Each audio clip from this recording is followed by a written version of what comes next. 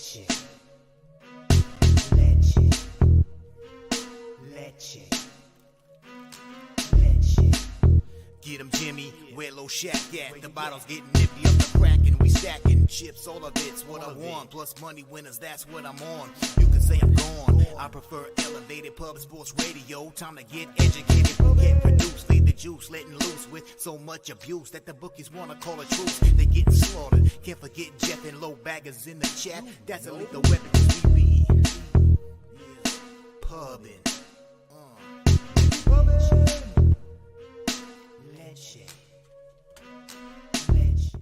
Cappers, gamblers, punters, hustlers, low baggers. Happy Thursday, June 8th to all of you.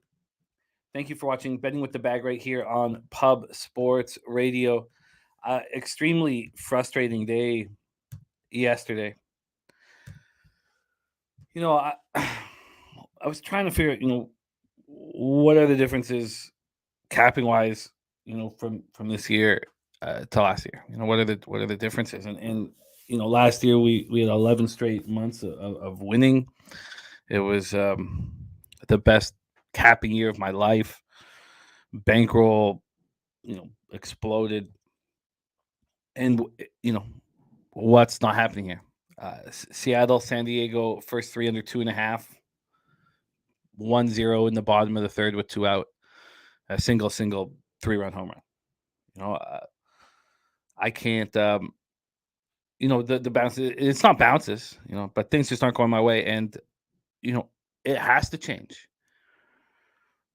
It has to change. And if it doesn't, someone else can host a show on Pub Sports Radio. I'm not just going to sit up here and lose. We got off to a bad start in January, February. We turned it around in March and most of April, and then this last couple weeks it's been slipping and it's not frustrating. Isn't the right word. It's more than that, and if it continues, we'll get somebody else here to host the show. It's that simple. I'm just not gonna. The stakes are too high. This is too important to succeed, and that's all. So this better be the low watermark of the season, or I'm gonna just fucking lose my shit. All right. So it was a rough day yesterday. Look, we talked about optional misery backing Patrick Corbin, and he allowed 3 runs in the first inning. It didn't allow any more runs, but I did double up first 3 and first 5. The Guardians, I didn't bet Guardians first 5, didn't bet Astros first 5. That would have changed the day a lot had it happened. And no, I'm not going to stop this, Nate Dogg, because this isn't fucking pretend. This isn't pretend. So it's just not. It's just not. This is real life and real drama and real money, and so that's all. And look, this is just the way it is, man. It's just the way it is. So we better, turn this around. 1-1 in NBA. Not cashing that -1 the first quarter. Also not taking on the money line. I was so confident in that first quarter. We cashed the first half. Razor sharp picks, cashed the under so easily. It was excellent work. So things have to change. They have to change immediately. A lot of times when you're dealt with adversity, your true character comes out. So like we've watched Jose Bouquett climb out of this enormous hole that he put himself into in the beginning of the year, and that takes character. And yeah. Sorry, do I have this? Sorry, tripping out here. But that takes character, and so I think I did put this episode out, didn't I? I don't know, whatever. So I need to show that same character, and it better start right here. When I looked at some of the things that I believed in yesterday, other than thinking that Bassett, after the birth of his child, would be exhausted and out of his routine and would slip up. He did allow that 2-run jack, but he was excellent. Things, it's like literally inches away from a winning day, which I can handle. So there we go. That's just where I'm at right now. To start the show, though, if you guys can reach out to Mally Mal and let him know how much he means to you and he means to us. His mom died 2 days ago, and dealing with the death of a parent, there's nothing more difficult in life. So, if you can, send him as much positive energy and strength and love as possible. And he'll be dropping into the chat from time to time to kind of to get away from the grief. But if you get a chance, if you could just, send a prayer out or send him a message or whatever it is that you do to our friend Mally Mal, who means so much to us.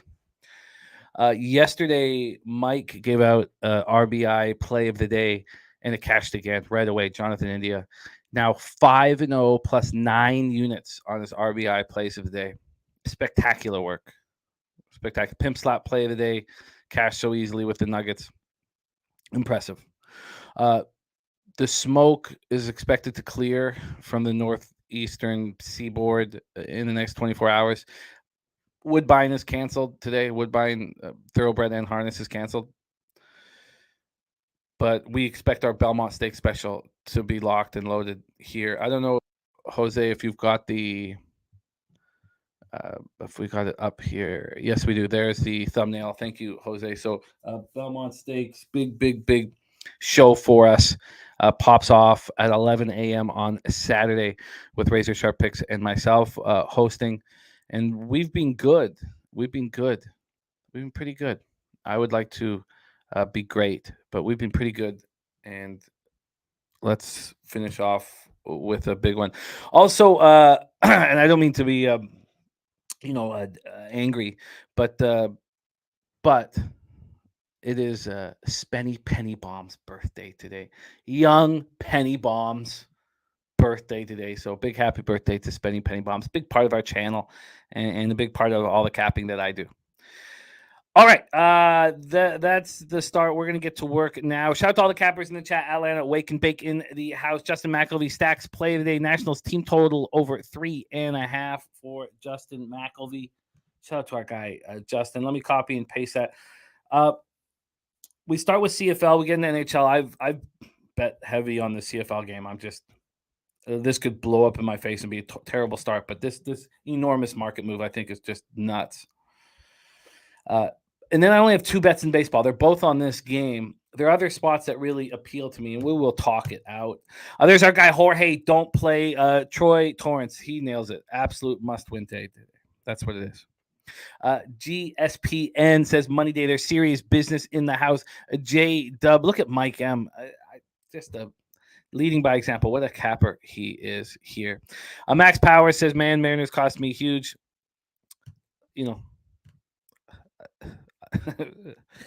I said on the show that I don't want George Kirby after a spectacular start. 8 innings of unbelievable ball against the Yankees, and I just thought he could do enough, and Walker was going to have a good day, but fuck, that really bothered me. Max Powers, it was rough there. Jay Smooth, Razor Sharp Pick says the air's gotten worse in Delaware, smelling it big time right now. There's Clint Starr, the diehard MMA podcast. Nate Dogg absolutely nailed yesterday's baseball game. Very, very impressive fashion, and the basketball game. So great job, Nate Dogg. There's Joey Marinaccio, Don Play. Max Power decided the CFL's back. There's our guy LJ from H-Town cashing with Denver last night. Atlanta Wake and Bake has got first half over 4 in Twins Rays, Dodgers Reds over 9.5, and Giants Rockies under 11.5. It was so frustrating yesterday. I'll make sure that's set up for us to talk about, but seeing that 9 with the Gray Wolf going up against Flaherty made no sense to me. No sense at all. And Of course, no runs were scored in the first 5 innings. 1 run scored in the game. It's just so irritating. Spreadsheet play today is the Houston Astros from our Ron Crawford. Let's get that locked in here for Ron Crawford, coming off a winner yesterday. Backing the Astros against the Blue Jays today. Framber Valdez against Jose Barrios. All right, burn one. How about the Nuggets and the under? Great job there, Mr. Vape in the house. Ron Crawford, CFL spreadsheet play today is Calgary moneyline. So, and we're about to talk about it. And I don't need to be too long. And those of you in America can watch it on CBS Sports tonight. But let's get to work. There's Wine Time Sports. Joey Harb, Julian Cesario, Guardians moneyline, Cubs moneyline today for Julian. Charlie Chips, yes, he did cash it. Stimmy OG is on under 51.5 and BC plus 3.5. We're going to talk all about that. Dav Fen Vitalis. Yeah, it looks like Chirinos today. We did want Glass now. Ellie Cruz being shut out by Mr. Heat. There's Mike Wilkerson. There is TJ. Says he's coming off his worst MLB month in 9 years. It hurts. Yeah, it hurts. It hurts so bad. But it's really early in the season. We're not even halfway mark. And we caught fire last year in the second half, so I'm still trusting everything. There's Terry. Let's go wild to smash the like. Hope we all March or so goal and Eichel assist. God, I love what Eichel done. Jeffrey Blue says a dear friend of mine lost a 13-year-old son on Sunday, hit by a car. There's a GoFund set up. It's on your page. Jeffrey Blue, I will help. I'm so sorry to hear that. That's just, it's just life. It's just unrelenting at times. And everything can change so quickly. And I'm so sorry that...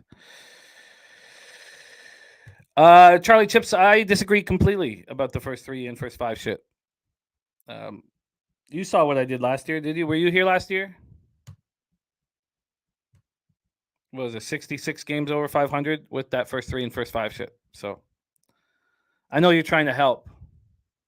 So, I'm not listening to a single fucking word you're saying. B-Lab 69 in the house. All right. Yeah, no, I hear you, Johnny Guns. Look, if you've only been capping with me this year, you can say anything you want about the dislike for how I handle it. If you watched me beat baseball badly last year, then you know that I will win. So, all right, let's move forward. Let's move forward. Sky Dragon on Calgary -3 in the under 51.5. There you go. Let's break it down. CFL 9 p.m. Eastern tonight. It's on CBS Sports for those of you in America. BC Lions last year were excellent. 12-6, 6-3 on the road. And the Stampeders were good. 12-6, 5-4 at home. We're at McMahon Stadium in Calgary, Alberta. 83 Fahrenheit, partly cloudy. 13 miles per hour is the wind. This is the post-Nathan Rourke era beginning in Vancouver. He's now in the Jacksonville Jaguar organization, and we hope to someday see him in a regular season game for the Jaguars. When Rourke got hurt last year, they traded for Vernon Adams Jr., a 30-year-old, now a veteran in the CFL. You guys may remember him from Oregon back in the day. I know what we're going to get from Vernon Adams. If people watched him in the exhibition season, who cares? You think Dave Dickinson's going to show any real defensive alignments to the BC Lions here? Last year, he played in 8 games for the Lions, and he's mobile. He averaged 9.2 yards per carry, but he's very weak through the air. He threw for just 188 yards per game. It's the perfect, we talk about when a player is predictable. This is the perfect situation, the absolute perfect situation for a quarterback for me, because it's not just that he's bad through the air. He's also smart. He doesn't really make mistakes. He threw 1 interception in the 8 games for us last year. So he doesn't put himself in vulnerable situations. He threw for just 6 touchdown passes. We have 2 unbelievable wide receivers and more, but Keon Hatcher's hurt.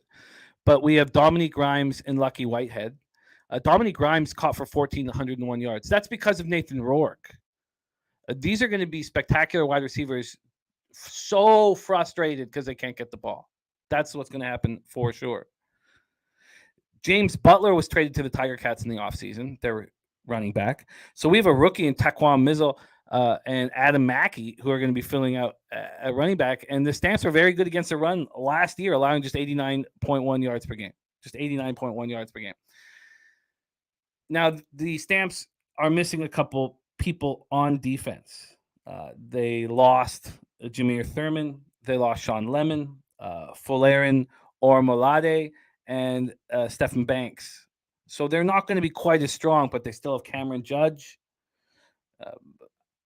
Isaac Adeyemi Berglund, who's excellent, Julian Hausar, and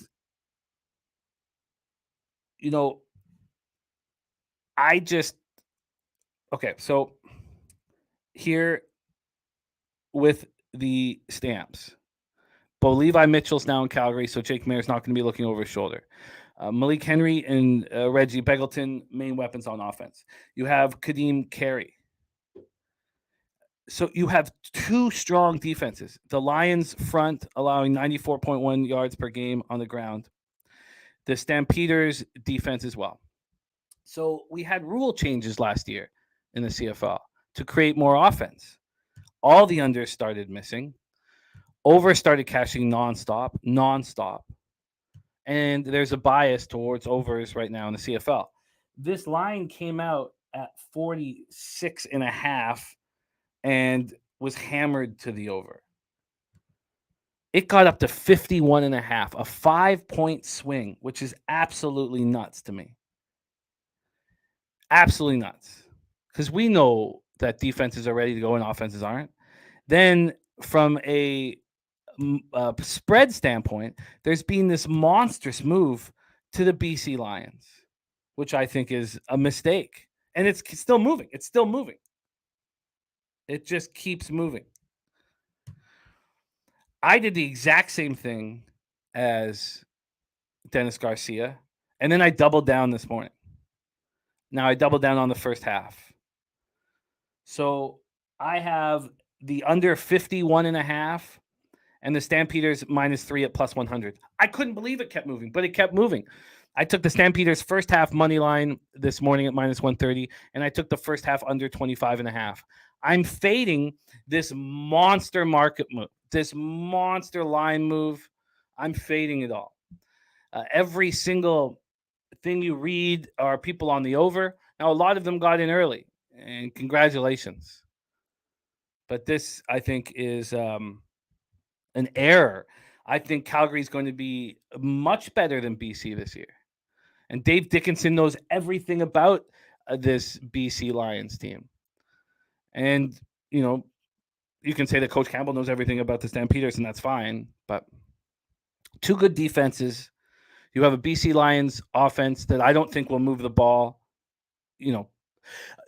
One of the things, Vernon Adams is capable of moving the ball, but getting in the end zone is a totally different deal. And you can't run. So, we can't say you can't run, but we question the running game from the BC Lions. So you question the running game from the BC Lions. You know that the quarterback is very mobile.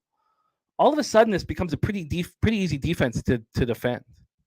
So, there you go. 4 bets for me on game 1 of the season, which is not something. It's down to 2, Gilly. It's down to 2 here. Down to 2. So that's what's up. And Johnny Guns, Charlie Chips, all you guys, I take no, this is game 1 of the season, Marco. Starts tonight. Danny Lopez on the team total under 24.5 for BC. I get it. The BC Lions defense that is capable of being better than the Stamps defense here. So with all that said and done, that would be the other move without a doubt. Maybe that's the right move to make. Maybe I should add that. 24.5. I like that.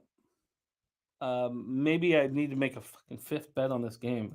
Jesus.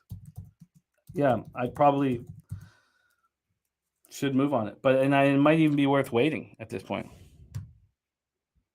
And Marco Lou, the line's moving monstrous. This is just too big of line moves. I do not agree with. So I'm all over this spot for CFL.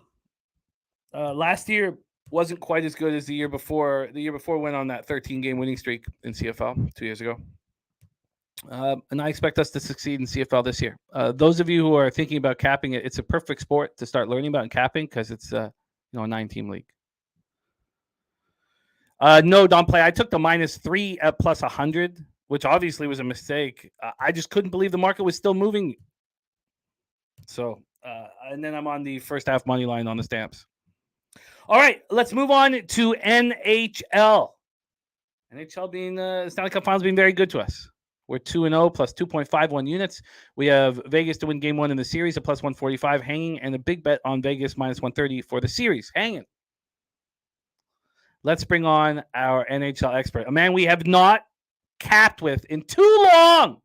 And he's here to rock with us right here and right now. Please welcome from Belleville, Ontario, Mr. Gogster to the show. Gogster, how are you, my friend? Hey, we're doing good. Smoky Belleville, Ontario there. The forest fires have definitely hit this area pretty hard. So sorry for everyone in the States about that, but hopefully I think they got her under control. But yeah, hockey underway here, guys. I can't wait, Jimmy. Going for that cup right behind me. Two teams that definitely didn't see this final, but well-deserved for both of them. It's a fascinating finals, and I love it. Marco Lou says Vegas isn't going to sweep the Panthers. I think he thinks the Panthers win today. Let's break it all down. Stanley Cup Final, Game 3, Vegas up 2-0. Aiden Hill has been nothing short of spectacular in these playoffs. Allowed that one bad goal to Delandria in Game, 5 of the Stanley Cup playoffs. Other than that, he's been absolutely spectacular, and he's been a game changer. Right now, he's the MVP of the Stanley Cup Finals. We'll see if that changes. A 9-3-0 in the playoffs, 2.06 goals against average, 937 save percentage.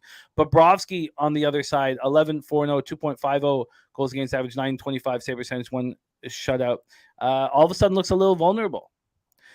The penalty kills for both teams have been, are statistically poor, but it's not really the case. Both teams got lit up by one team in one round, and it was, the Oilers against the Knights got lit up, and then of course Boston against Florida got lit up. So, but the 44.6% face-off wins. To look at that line for the Panthers in the playoffs: 24% power play, 69.8% penalty killing, 44.6% face-off wins. How are they here? How are they here? Old grit and grind.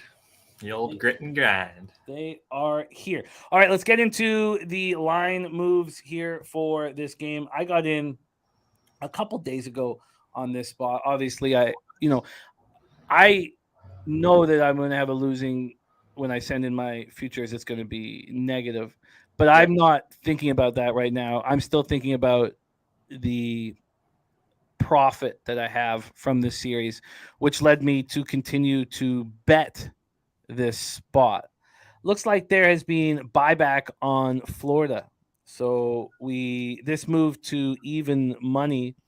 Now Vegas is plus 109, so there's been some buyback on Florida.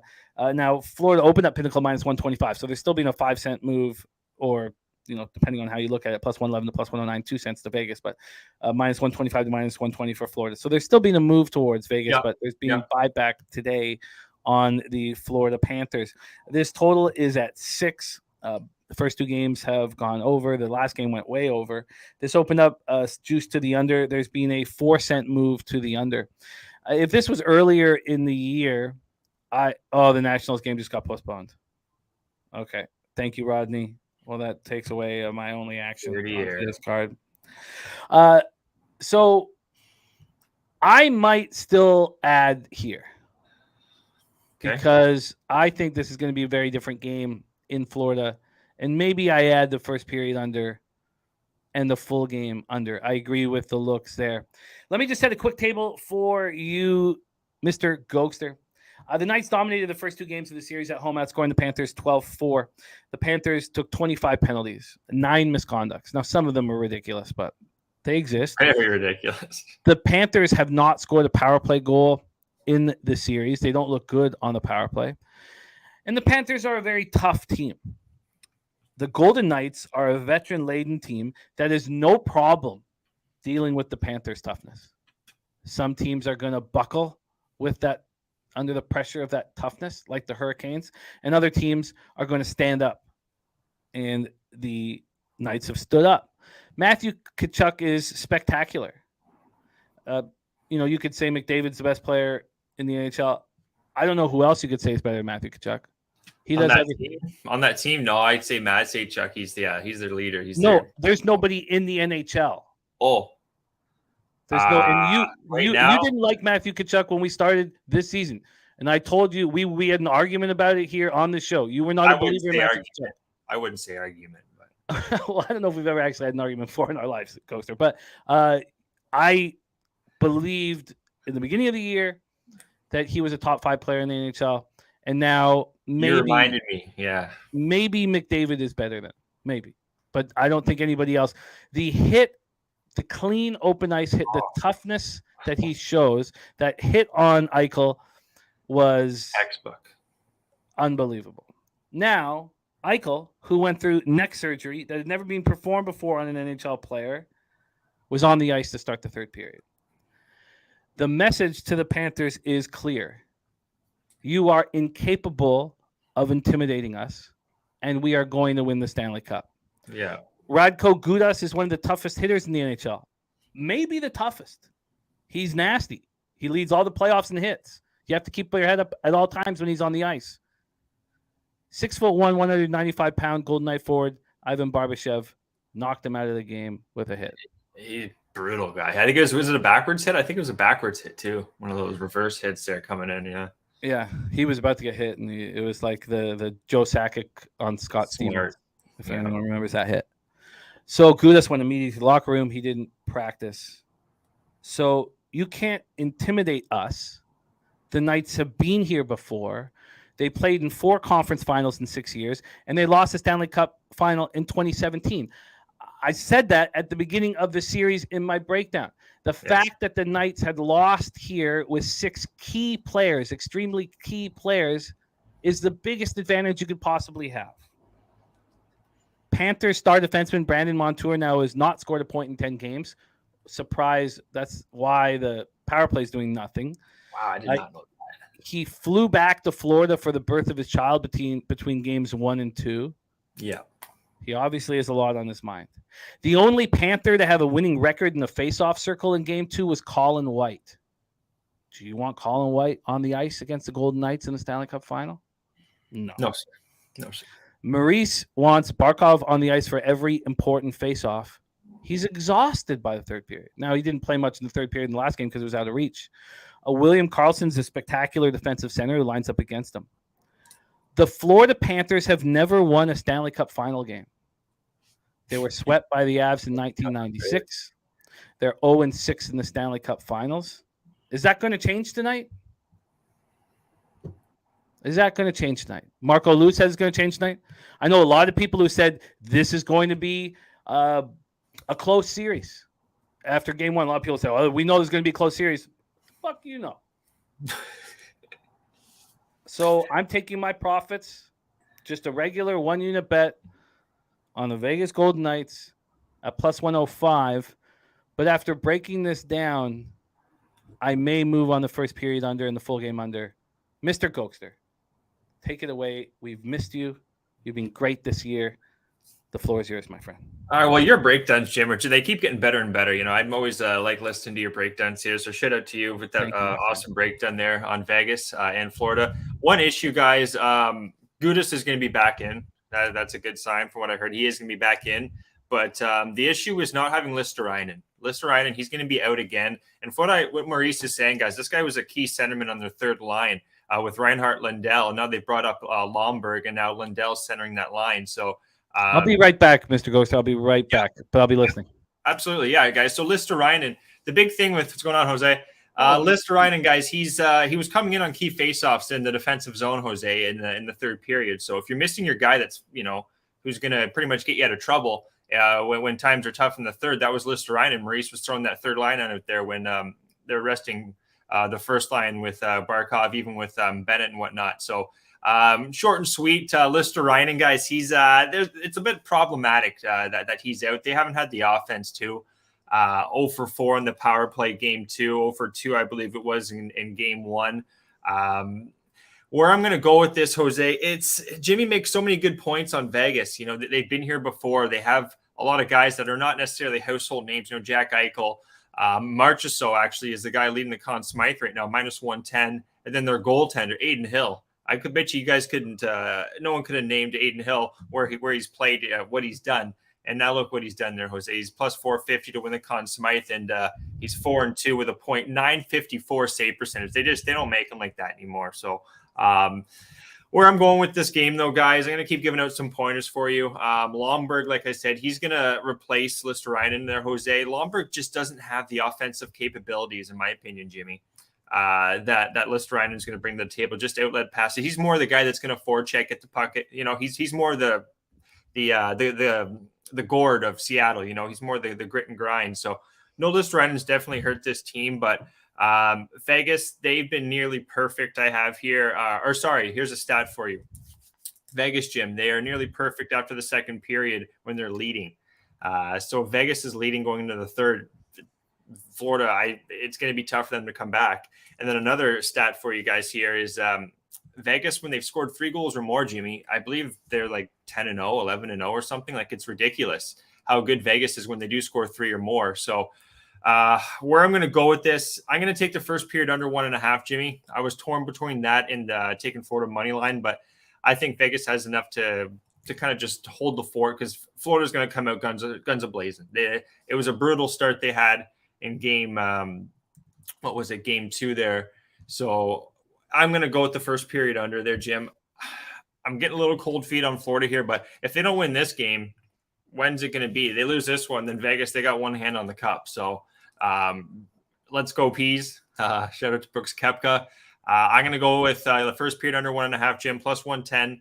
And I'm going to add, guys, Florida to win this game. The additions of Gudas back, they need Gudas back there. They had Fitzgerald playing a lot of minutes their last game with Stahl, and that's not going to get it done for you, even though they did have 1 goal on the ice, 1 against. Having Gudas back is going to be huge. I don't see this being a high-scoring game. I'm going to take, though, both teams to score 1 goal in regulation, Jim. This is a bit of a prop bet you guys can play, same game parlay. Both teams to score 1 goal in regulation, and Florida money line, that's going to be at plus 155. I do see Bobrovsky having a much better start here, but only needing 1 goal from both of these teams. I think that's very capable. And another stat for you, I know Florida's been bad in the power play, Jim, but 36% at home in 7 games. They haven't played much at home, only 7-game sample size, but they are 34%, only 68% penalty kill, but 34% on the power play. So I do expect there to be some more goals from Florida here, even though Aiden Hill has looked really good. And then I have another one here. I don't want to feel like I'm getting too cute here, but 1-1, 2-1 final. Florida will take it 3-2, 4-2. I don't see it getting more than 7 goals here. So I'm going to tee up Florida here again, Jim, on the money line with the under 6.5. So instead of taking the minus 120, I am going to double down here. It's a little bit risky. It definitely is a little bit risky here, taking Florida twice. But we hit one of these. If Florida wins a low scoring, it could be a high scoring game too, to be honest, Jim, because the one thing too with Listerainen, guys, he was a key cog on the penalty kill for this team. And what's happened on the penalty kill, they've looked pretty bad. Florida, Bobrovsky hasn't had as much help too in the last few games, but I expect a much better defensive game here with Gudas back. Jim, Listerainen, I keep saying it, it's going to hurt not having him there. And I do think that lead to more of an under. But yeah, both teams will score 1 goal in reg. We can have a 2-1 and still catch that. for Florida, 3-2, and then also cash the Florida money line in the under 6.5. So sorry if I'm not too confusing. Didn't confuse you guys too much there, but both teams to score 1 goal in reg. Florida money line in the under 6.5. First period under 1.5. Jim plus 110. They can't go to Leon, in my opinion, too. They're going to need to go to Bobrovsky, guys. He allowed 3 goals and 15 shots in a period and a half. So, let's go Peas. If Radko Gudas has a rib injury or upper body injury of some kind, he was ditched by the Philadelphia Flyers because he's horrific Corsi numbers. He's not a good defenseman, but he's physically so dangerous. Yeah. So what if he has some sort of upper body affliction and he can't throw his body around? Well, then he's just a shitty defenseman. Yeah, I don't think he's the worst gonna defenseman in the NHL. Yeah, he is. Yeah, I know. Like, I used to watch him on Philadelphia a lot. Get the other team he was on as well, but he was definitely a liability. But I don't think he would be going if his body wasn't good enough to at least, because that's what he does. He's not going to be scoring goals. He's going to be just causing problems for Vegas, slowing down their rushes, making it tough for them in their own zone. What if he's got an injury? I'm going with the fact if he's playing, Jim, he's good to go. If he gets hurt during the game, he gets hurt during the game. But if he's in, he's in. So, and maybe they can shoot him up or whatever. But that concerns me. You know? Yeah, his style of game though, it's not like he's gonna as long as his body's okay, he's just gonna be bruising other people. You know what I mean? Like it's not like he's gonna have to worry about shooting. Like he's not gonna be skating hard. Like that's not his style. Like he's gonna be just kind of floating around there, not getting too far in the offensive zone. And just kind of playing defensive because that's what Florida needs. They were just so bad defensively, especially in game 2 there. So, well, I love your breakdown. I think I love your breakdown more. I think, to be honest, Jim, if you make good points on Vegas, they've been here before. I just think this one. I think Vegas is going to win the cup at this rate. If this ends up being like a 5-4 game and Florida wins, I don't like that from Bobrovsky. Bobrovsky needs to have that good game. They have to hold Vegas under 3 goals too. So we all made a lot of money off of Vegas in games 1 and games 2. Yeah. And we are set up to make a lot more money with the series bet and with the Vegas to win game 1 and the series. And they finally got some games under. Sorry to cut you off, Jim. They finally got some games under their belt too. Florida. They were on that week and a half rest there after just demolishing. So they got a couple games under their belt, which I think for the more their key players, I think Chucky's gonna have a much better game. Reinhart. And only 3 teams have ever had a longer break, and they all lost the Stanley Cup. Not easy, especially the way they were playing. Razor Sharp Picks says overs 21-8-3 in Panthers last 32 versus Western Conference. Overs 12-4-2 in Panthers last 18 after allowing 5 goals or more in the previous game. Overs 4-0 Golden Knights last 4 versus team with a winning record. I see this as the most important game of every single player on the Florida Panthers of their life. Yeah. So I don't those stats. This is not a Tuesday in February. So I think that the defensive accountability will be as heightened as it possibly can be. And I love your look on the first period under 1.5. The only concern is I've made so much money. I just don't want to give anything back. The only concern I would have with that too is if Florida comes out with an early goal, I'd be worried Vegas get one back, but I think Vegas is going to be, I think they're going to be ready to, they know if they win this game, Jim, they're going to lose 4-3 in the Stanley Cup final to Florida? No. So this is a big game. I do see it being an under, but some of the stats and with Listerine, that just tells me that they don't have, he's a two-way player for them. Like I said, penalty kill. He's key on the penalty kill. He was a centerman. He was key for that Boston series for Florida. So it's not great for Florida. That's where I think the offense is going to be a little bit lower. But someone else, what's going to come down to? Someone else on Florida really needs to step up here. That's what it is. Someone else on Florida really needs to step up here. I don't know who it's going to be, but if Barkov has to take every single important face-off all game long, then how is he supposed to have enough energy to step up? Like I think that third line with Lomberg, Lindell, and Reinhart, that's a good third line. They got to really, I think they got to step up here. I'm seeing Duclair with Barkov and Verhaeghe. You know, Duclair, he was hurt all year. He's came in, he's been okay, but he can make mistakes. Like as much as he can make a great play, he can also he makes some mistakes out there. So they need production, I think, from that third line. They get something out of that third line, they got a good chance here. If they don't, then they're gonna have to hold off Vegas with a really good Bobrovsky. So I think this could be our first overtime game of the series. Yeah. But I also think it's going to be low scoring. And if this was, I'm going to take the 6 and not, be cute with a plus money 5.5. But I don't think more than 5 goals are scored. So Razor says Vegas first periods have gone over 14-2 last 16 games. So every single and Razor Sharp picks gamblers first glances in first period over 1.5 at -130. Every single angle will tell you that the first period or that the overs are in play, and Razor trusting it, and that's what makes Razor such a good capper. No fear in trusting it. I'm going to be on the other side. Gogster's already on the other side, and Paul Maurice is going to hammer home that you can't be put in the penalty box. You can't, under any circumstance, you can't. You got to watch your stick at all times. He's going to hammer that home. And the most important time to do that will be the first period. So there you go. There's our action. Couldn't agree more, Jim. Couldn't agree more. Gambler's first glance is the first period over 1.5.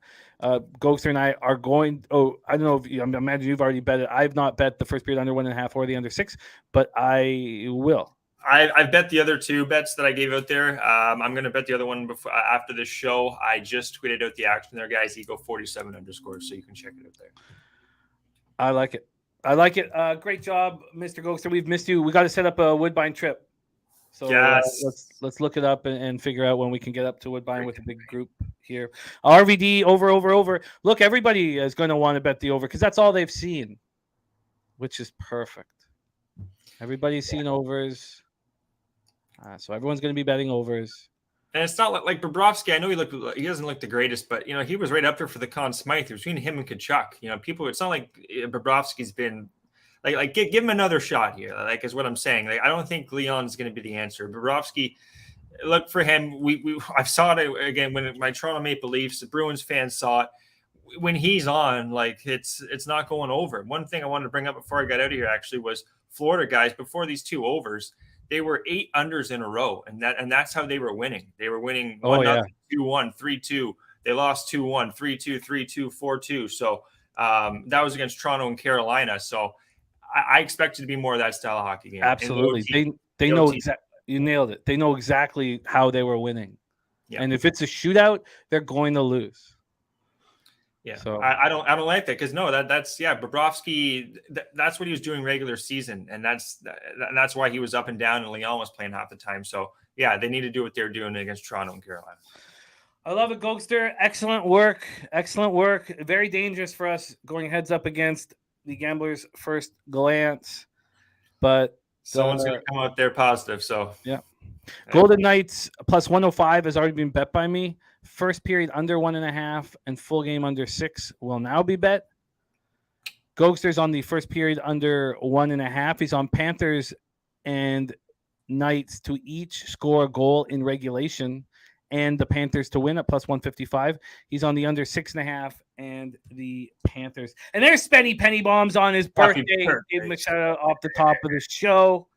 Respect. There's beefy bets after a big night. Happy birthday, Spenny. We love you, man. Mr. Bombs in the house.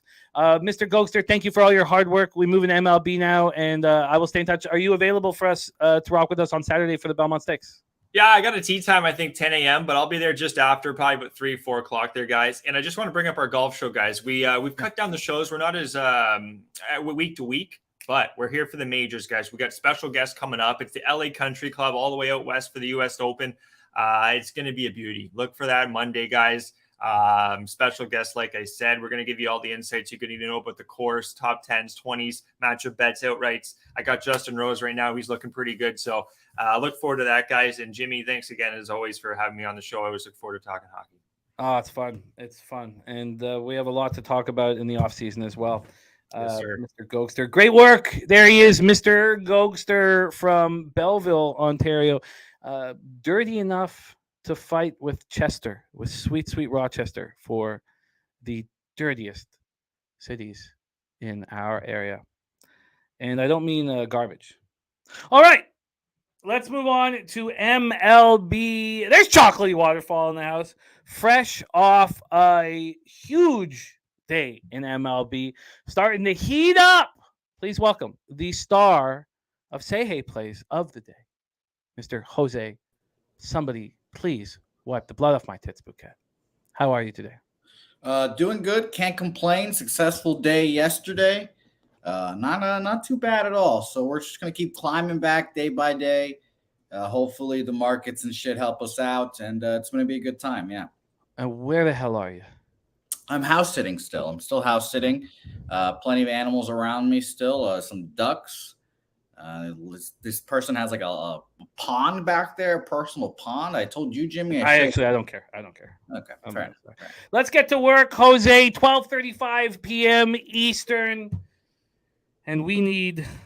You're running hot. I need to bounce back off of yesterday's debacle, and then on Tuesday, the way things ended up bouncing out, I ended up down 0.3 units, and it was so frustrating because it should have been a big winning day. We got it.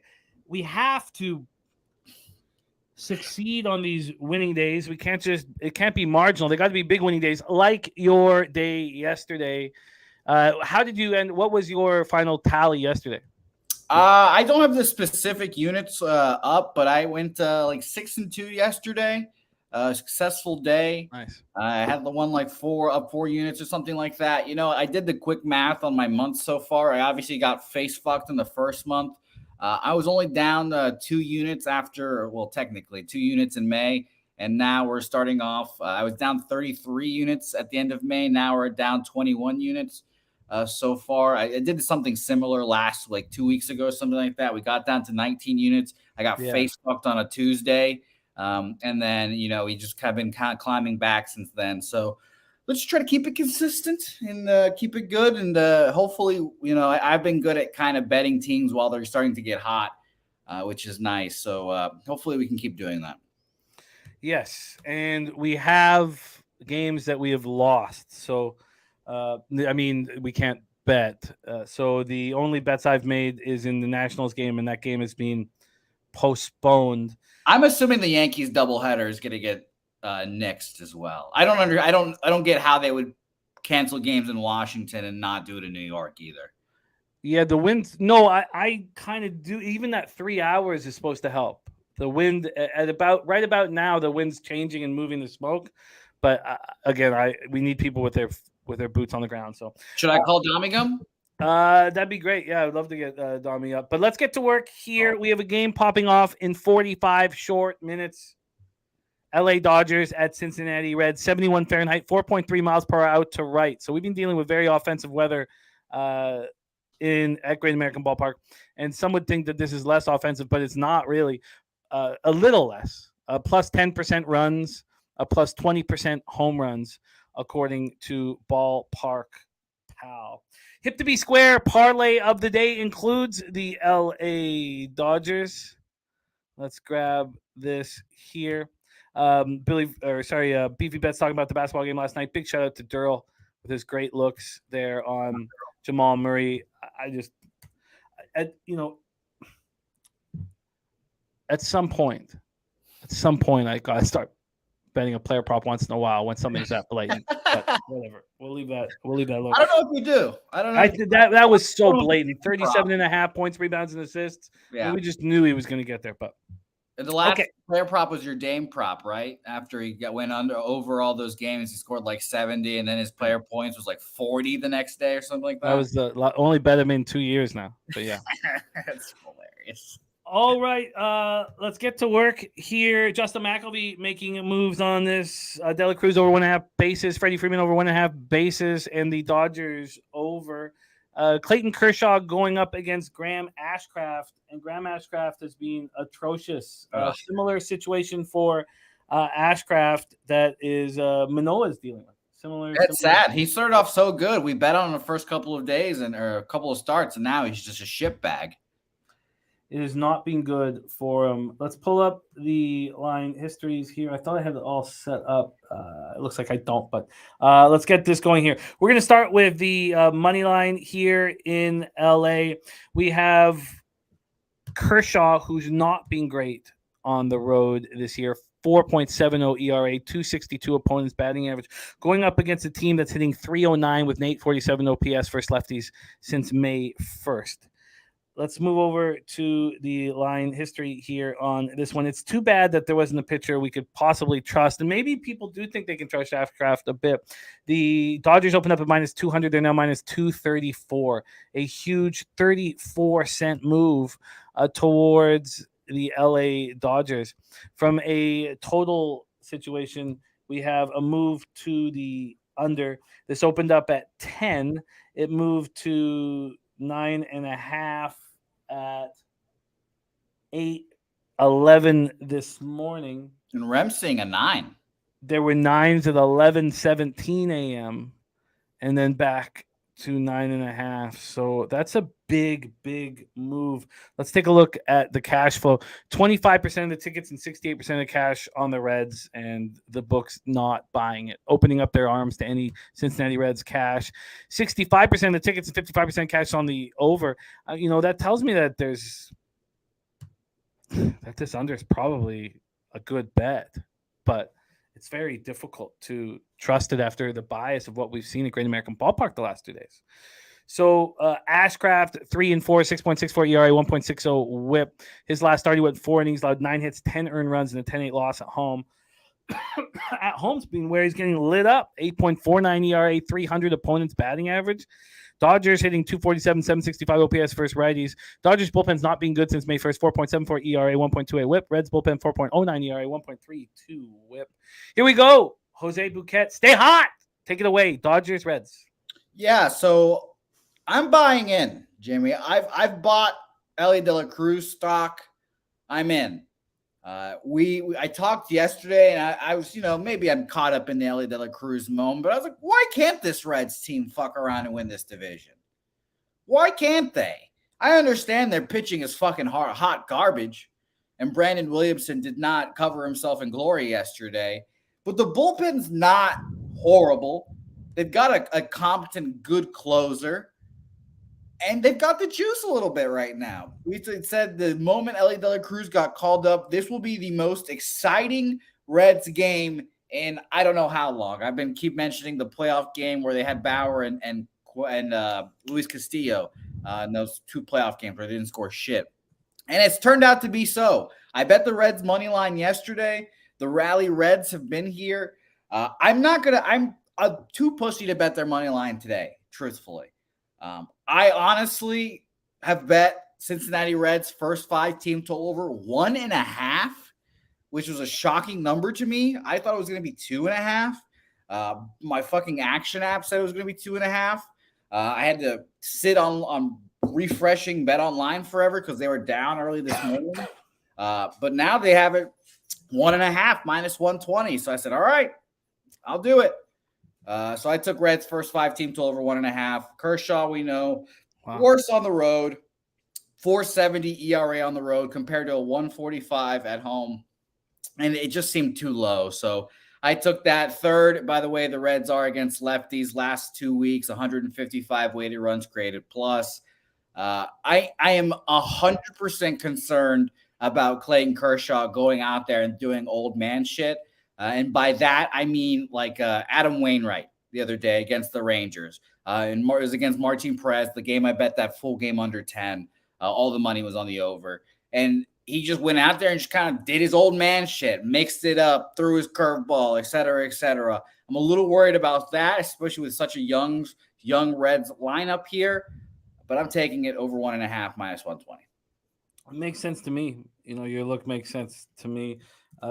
Is that available at Bet Online? Yeah. I've been shocked. I've refreshed 3 times just this segment, and it's still there. Still there. And shout out to Bet Online, by the way. Go sign up for an account on the use the link on the Pub Sports Radio website. Lets them know that we sent you there. Helps us out, and it's a good book, like we say. The Reds' first 5 team total over 1.5 was what juice? Minus 120. And Joe Yurkovich is right. A 10 team total over 3.5, not bad either. I like that. Plus 105 as well. You get all 9 at bats, like he's saying. And the Dodgers bullpen is horrible.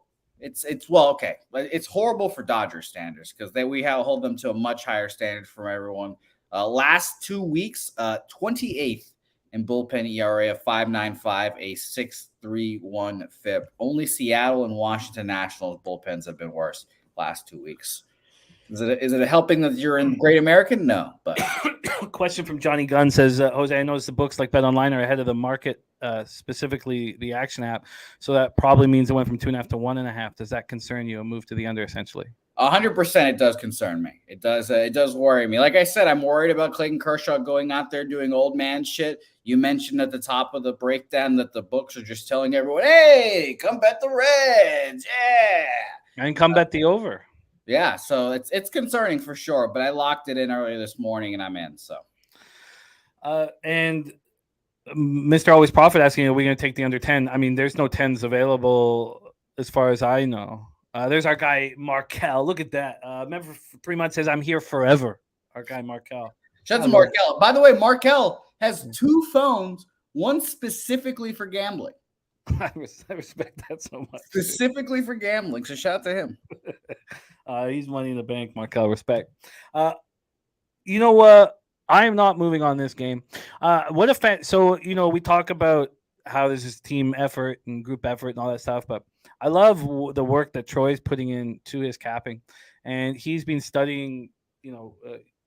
He's an analytics, and his job is analytics, so he's perfect for us. And says when 70% of the cash is on the over, but the market moves towards the under, the over is 24-19. So that's very interesting, and that's I think that will change as the books tighten everything up. But I am off of this spot. Jose's Reds first 5 team total 1.5 makes perfect sense to me, but it is interesting that they're dropping it to this number here. Very interesting. So shout out to the sexiest woman in the chat, Chocolate Waterfall, Reds money line. Respect. DC Capper as well. So shout out to other DC Capper. Respect. Love Chocolate Waterfalls. Big asset. There's our guy, Nate Dogg, 420 in the house, says, be blessed today, family. Unfortunately, got to go. We love you, Nate Dogg. Thank you for running with us. Joe Yerf says, Reds lineup is all righties. So next game that I was invested in is canceled. Merle Kelly versus Josiah Gray. My whole afternoon was going to be spent watching this game. Postponed. Yeah, again, I'll be shocked, but it'll be interesting to see how that the smoke and shit works out for Yankee Stadium. I know you've been dying to bet Lance Lynn for 2 days now. I have been. Well, White Sox have won 4 straight. By the way, if you, like me, do not believe in the Minnesota Twins, you can still. I mean, the Guardians are 2.5 games out. They're plus 300. The White Sox have won 4 straight. They're plus 700. I've moved on both. I got 380 with the Guardians, and I think I didn't get very good with the White Sox. It was before they went on a bit of a swoon. But all right, spreadsheet play of the day. Mo Harris, my friend, is being locked in for us, and it is Houston -1 at plus 107. And there's our guy Mally Mal in the house. Mally, we love you. Let's get to work, my friend. We just love you, and let's focus on baseball right now, because that's why you are here. And but know that we are all thinking about you. Mr. Always Profit says, I want the under, but so hard to trust Ashcraft. Billy Friedrich says, White Sox to me, they're only 4 back. Look, it's become my favorite division in baseball. And the Centrals, I agree. Both Centrals are easily now my favorites. And I'm watching it so closely, dude. because these are huge possible scores. Yeah, Huge the possible scores. Cardinals have been fucking me right in the face in the last 2 weeks or whatever, last week Yeah. or so. That's why I'm now suddenly looking at the Reds like, and very interested. But the pitching just can't get there, I don't think. Oh, nice. Chocolate Waterfall going to meet up with Von Polo Saturday. Horses in UFC. Oh, lucky Respect. dog. I wish I was fucking Von Polo. What an asshole. You got to watch how you said that. It didn't. It sounded like you just want to be fucking Von Polo. Man, maybe I do. Maybe you do. Maybe I do. Who knows? Maybe you But post some pictures, lads. Let us know how it goes. Let's timestamp this just for measure. For purposes. Yeah. 1 hour, 30 minutes in, whatever. Just for good measure. It's a good timestamp. Okay. That sounded crazy. I'm glad Von Polo is in the chat for that too. This is a good time. This is the first time I've laughed in a day. Juggin on Zay Street says, I won't lie, I was maybe saying some suspect shit sometimes. Juggin's a new name in the chat too. Shout out to him, was in there yesterday. Juggin, that's gonna be a theme that you'll learn here soon, very quickly. I don't think that's what he meant, but it's certainly what he said. That's what I said. Let's move on to 1:10 p.m. Oh, it's good to laugh. It's being a rough. Good to laugh. Yeah, I was so angry. You angry? No. But you know what? I went to the spa and picked up like a huge array of edibles. I was like, I gotta calm the fuck down. Okay, let's get to work here. Balls deep Bouquett at his old tricks again. All right, so we skip sadly the Nationals game. Unfortunate. I like the Nationals in that too. What did you have? Don't fall asleep around Jose. Yeah, guys, be careful. I had the first 3 under 2.5 and first 5 under 4.5. Fair enough. Okay. All right. 1:10 p.m. Eastern. Minnesota Twins 31-31, 13-17 on the road at Tampa Bay Rays 45-19, 28-6 at home at Tropicana Field in St. Petersburg, Florida. Bailey Ober has been so good. So good. That last start was excellent. I mean, is Bailey Ober an elite pitcher? Is Bailey Ober, would he start game 1 over Pablo Lopez? It would probably be Pablo. Well, no, and she might be Sonny Gray. Who knows? I like the Twins still. I still think the Twins are going to win that division. You know, I know you don't, but no, it's just that the Guardians pitching staff, especially when Tristan McKenzie gets rolling, can go up against the Twins pitching staff. 100%. And Bucks, do you think Buxton's going to be there when push comes to shove? I would like to hope he is, but I don't think there's anyone on the Guardians offensively besides Jose Ramirez is the issue. So. Naylor. And you think come on. Yeah. He gets hot every once in a while. Close personal friend Josh Naylor. I was his bat boy for a little bit. I saw him hit 350 in AA, being fat as fuck. And I was like, how the fuck is this guy hitting 350 with like 2 home runs? But shout out to him, man. He's a good player. I just think he gets hot and cold. And I don't think he's. Do you think Carlos Correa and his elephant foot's going to be there? I do. He's playing. I don't know why he's playing right now through whatever the fuck he has. I forget what it's called. Carpal tunnel, whatever the fuck of the foot. But yeah, it's crazy. I believe in the Twins. I believe, and they're going to be a buyer too. You know, I don't trust the other squads to be buyers. Like Giolito is not going to be on this White Sox team. They're right in this division. They're right in this division. I think they trade Giolito just like the Guardians trade Shane Bieber. Okay, I disagree, but that's the fun of this. Okay, let's go. Bailey Ober going up against Yanni Chirinos. Chirinos has not started since May 16th, and the question has to be why. Now I know that he can't get strikeouts, and is that important? I guess what are the Rays analytics saying that he's been lucky to have a 0.97 whip and a 2.79 ERA, 29 innings, 11 Ks, 11 walks, and they do not trust Chirinos for 2 or 3 years now. Like he's just doesn't have a job here in the majors. His last start was May 16th, 4 2/3, 3 runs, 2 homers, 2 Ks, 1 walk, and an 8-5 win at the Mets. Bailey Ober has been so good, but 33 1/3 of his 46 innings have been in the friendly confines of Target Field. He's throwing 13 innings on the road and has a 0.69 ERA and a 196 points batting average. He's been lights out there, but is that something that will continue? You know, I don't know. I thought Glass now might be starting, so I have all the stats, but we don't need to go over that. Twins versus righties, 215, 686 OPS since May 1st. Guardians are hitting better than that. Rays versus righties, 243, 734 OPS. Twins bullpen's been very good, 3.19 ERA, 1.29 WHIP. Rays bullpen has been poor, 5.28 ERA, 1.51 WHIP. So let's take a look at the line history here for this one. Here we go. The total has been dropping, and Pinnacle has moved it to 7.5. But it's not the first time that it dropped to 7.5. Pinnacle moved it to 7.5 at 10:06 a.m. and by 10:46 it was back at 8. So it's dropped back again to 7.5 at 11:46 a.m. The Twins can't hit. Rays pitching staff is elite, even if you don't trust Chirinos. So let's take a look at the money line here for this spot. We have the Rays opening up at minus 139. They're now at minus 111. Vitalis is absolutely right. There's been a huge move to the Minnesota Twins. A huge move since Chirinos was announced. I mean, at 9:53 a.m., this was minus 139. So we have a 28-cent move to the Twins. I get it. Let's take a look at the cash quickly here, and then 53%, 51% on the under. So they must be a little concerned about that money. And then 32% of the ticket, 79% of cash on the Minnesota Twins. Jose Bouquett, take it away. Yeah, I mean, come on. Yannick Chirinos is just like a long bullpen guy, essentially. He never gets the start because he always gets the opener.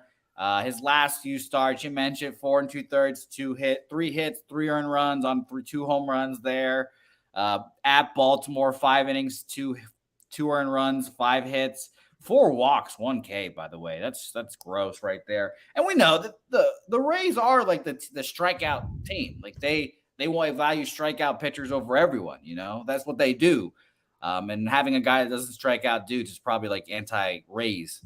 Really. So I pass this game, honestly. And we'll mention, and people will say this, like, oh, the Rays bullpen sucks, blah, blah, blah. But we remember the 20-1 game that blew up their bullpen ERA immediately. Now, last 2 weeks, their bullpen is 8th best, a 2.86 ERA, a 3.68 FIP. But I still believe in the Rays bullpen and their abilities. So I passed. I don't want anything really to do with it. Shout out to Troy Torrance with a good comment there. When the Rays at home and the market moves towards the Rose team, 7-3 straight up. So there you go, the Rally Rays. And they've been struggling to their standards last 2 weeks against righties. Only 99 weighted runs created plus compared to their first full season of 125. But yeah, I still don't want to bet. I don't want to bet against the Rays. I do believe in Bailey Ober, though. I like him a lot, and he's probably going to be their Game 3 pitcher in a pivotal Game 3 whenever they make the playoffs. So, if they make the playoffs, so we'll see. And from our Joe Yurkovich says, I look at the Twins lineup and he projectile vomits. I would not. Yeah, This is the lineup that's going to win the AL Central. Willie Castro, Kirilloff, Polanco, Correa, Larnach, Lewis, Kepler, Vasquez, and Taylor, and that's a Kepler with migraines. Yes, and let's not forget our guy Royce Lewis, who almost broke his fucking neck the other day. I thought that dude was done forever. But yes, that shitty team is going to win the AL Central, unfortunately. Because I'll say I keep talking shit about the Guardians. I'm on the Guardians today. I was on them yesterday. This Red Sox team is just fucking the most mid, so it's just easy to bet against or bet on them, I guess, right now. The Guardians. Well, I want Bailey Ober, and I think that there's just a clear advantage for the Twins' first 5, but that's all I want. I don't want them more than first 5. Even though their bullpen's been very good. How do you decide when you want first 5 and first 3? Well, I would like to see the first 5 be minus 115 and the full game be minus 105. The first 5's minus 105. The full game now is minus 105 at Bet365. So last year when there had been a 10 or 15 cent move, or it was just more expensive to take the first 5, my ROI was incredible. When there's been no move, My ROI was negative. Should that keep me off of it? I don't know. Can you trust the Twins to get any hits here? No, you guys said it. They projectile vomits. Piker likes the first 5 under 4.5 minus 128. Little juicy, but not bad. I don't hate that either, but I don't trust Yanni Chirinos, honestly. So that's why I passed. Yeah, I don't trust Chirinos either. I mean, you have to feel like there's an advantage for the Twins here. Maybe I shouldn't get so caught up. And you know what? Let's just take 20th last 2 weeks, 87 weighted runs created plus for the Twins. Let's just see what move there's been first 5, and so let's go to like Bet Chris here. Bet Chris would have waited, right? They opened up the first 5 at 9:06 a.m. when they know it's pitching, and there's been a 40-cent move. That's just crazy. I mean, maybe it moves too much now. I mean, you're not getting plus money anymore. Mr. Always Profit getting that first 5 at 4.5. I'm not. I'm getting that. It's at 4. Just so you guys know, this may help here, but if I was going to still try to get the 4.5, I bet you we're talking like minus 138. Let's just see what it is. You gotta build it. The minus 145. Wow. Yeah. So if you get the 4.5 at a decent price, yeah, bet it. Yeah, it's not Glass now. That's why, Tristan. That's why they were waiting so long. Yeah. Joe Yerk says Glass now to Trinos is worth that kind of move. Yeah, I agree. I feel like the Twins that I must bet the Twins first 5, but okay, I'll what if I took them minus a half? I just feel like if you're gonna fade the Rays, I mean now we're expecting low volatility, so I probably shouldn't do it. But if you're gonna fade them, it's only plus 135 for minus a half. Billy Friedrich says Twins have scored 5 runs in their last 5 games. But Trinos is going to be the easiest pitcher that they faced. Okay, I'm close to moving on the Twins first 5, but I'll have to make that decision soon. That game's in 57 minutes. Move on, 2:10 p.m. Oh, and look at that. My bookie's not. Oh, it hasn't even offered that first 5. None going back to the Rays minus 1.5. All right, let's go. 2:10 p.m. and Brian Watson talk about Messi coming over to play for Miami. Yeah, it's exciting. Good for the league. Baltimore Orioles 37-24, 20-12 on the road at Milwaukee Brewers 34-20, 18-12 at home American Family Field in Milwaukee, Wisconsin. I'm not going to talk about what happened yesterday or the day before, although my Orioles futures to win the division don't look as good. But I don't care what happened. And I know it is important to the capping, but let's just take every game as just an individual game.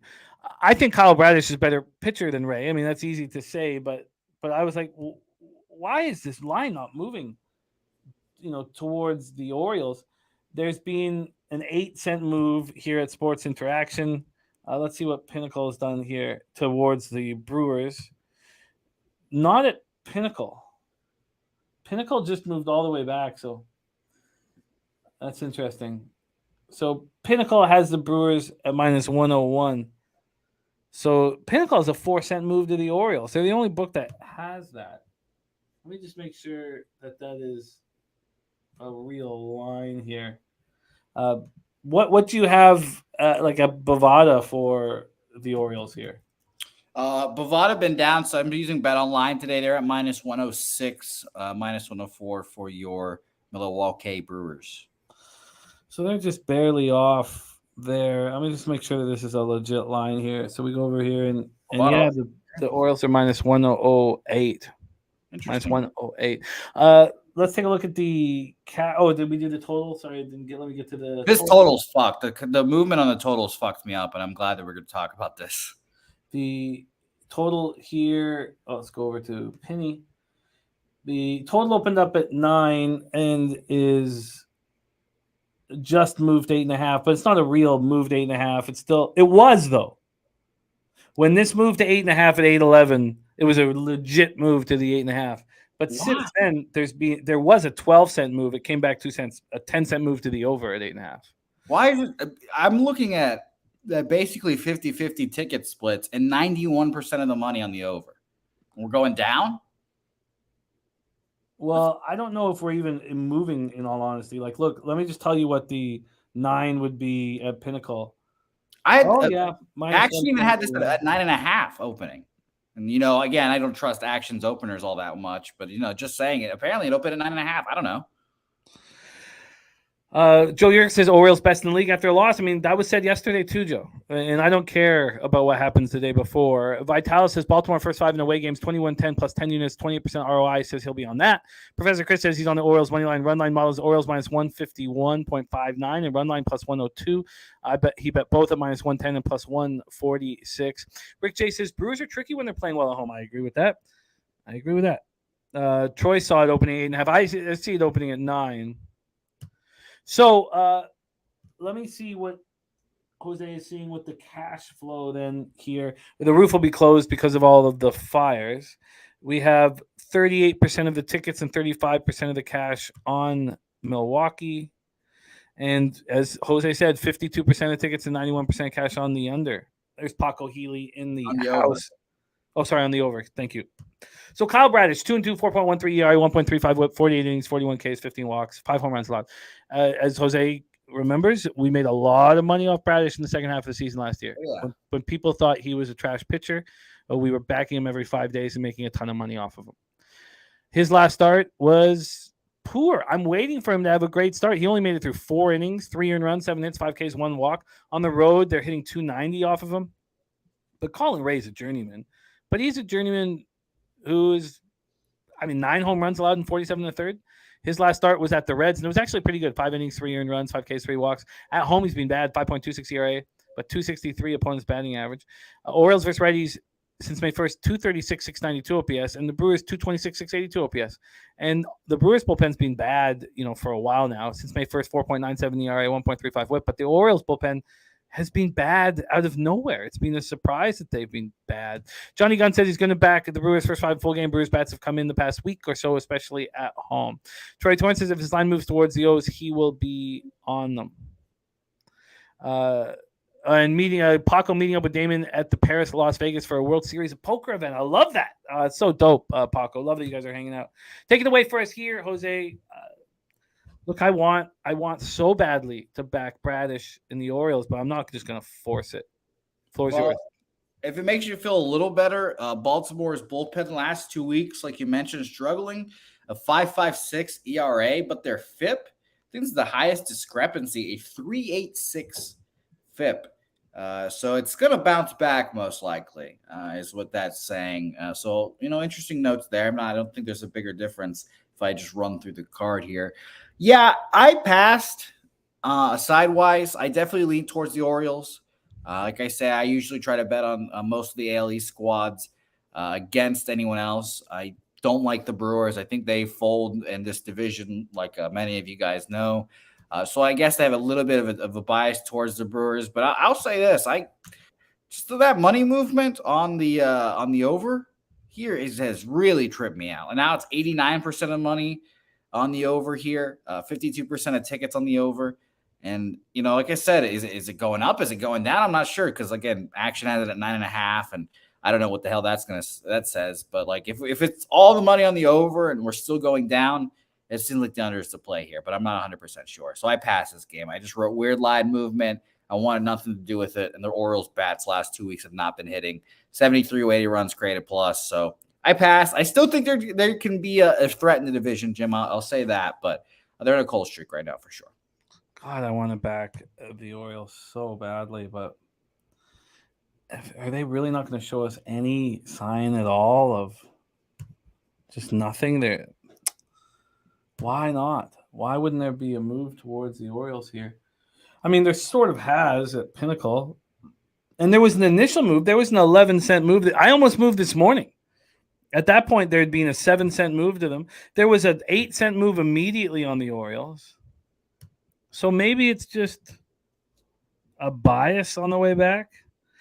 Professor Chris saying to dive in, I like it.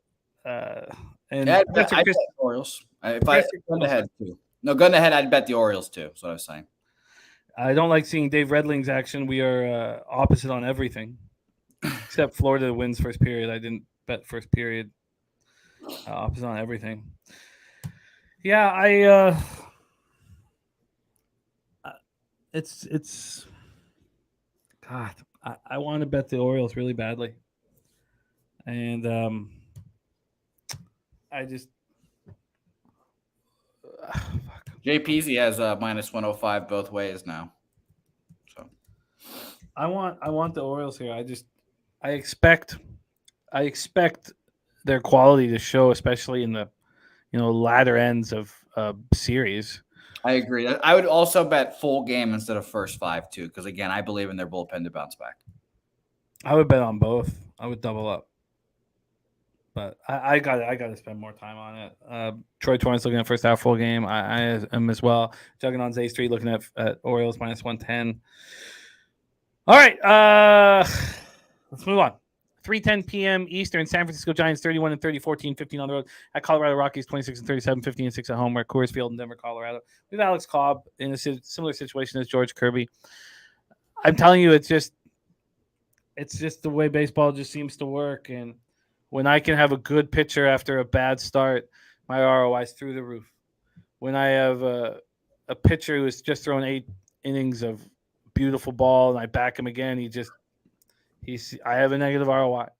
And then Noli even called it out yesterday on the show. Noli, why wouldn't he? He said, so you're saying you don't like it when a pitcher has a good start, but prior? Then I'm like, look, the reason why we track all of our actions, it doesn't make sense. I mean, how do you quantify? I mean, it just.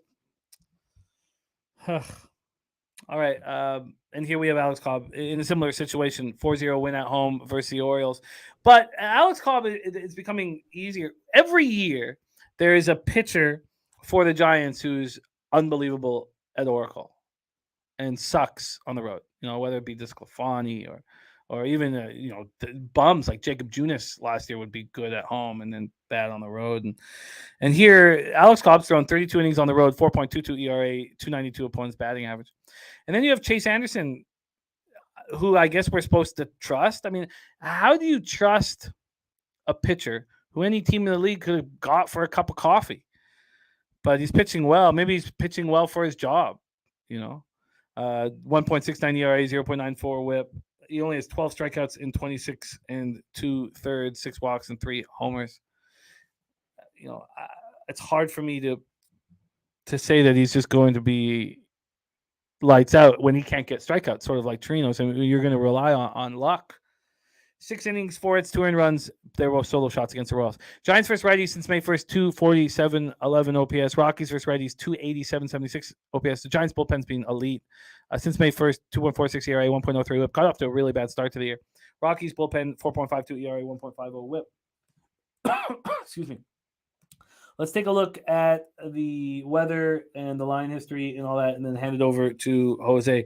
First off, weather-wise in Colorado, 74 Fahrenheit, 6.2 miles per hour, right to left, but slightly in. Ballpark Pal has this, by far, it must be sticky, very sticky and humid out there. 25% plus homers, 29% plus doubles and triples, and 29% runs. I mean, this is wild. Then from the money line perspective, we have the Rockies opening up at plus 155 and now plus 159. So a very tiny move towards the San Francisco Giants. So basically no move. When we take a look at the total here for this one, we have it opening up at 11.5. And there's been an 8-cent move to the under. There hadn't been until the last half an hour or hour. This total came out just at 8:05 a.m. and there was an immediate move to the under, and then started moving towards the over. But that's interesting. I mean, you look at Cobb with a 2.71 ERA and Chase Anderson with a 1.69 ERA. Interesting. So let's pull up the cash flow and see if we can pull the trigger here on anything. There we go.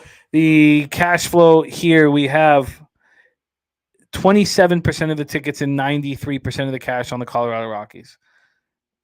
That's an alarming amount of cash for there to be no movement. And then you have 50-50, but 79% of cash on the over and a slight move to the under. This is wild. Take it away for us here, Jose. I mean, I would love to be on this over. I would love to fade Cobb and Anderson with this very offensive weather. But, how can you do that if the market is not indicating it's the right look? I mean, they're asking for that action. Take it away, Jose. Giants, Rockies.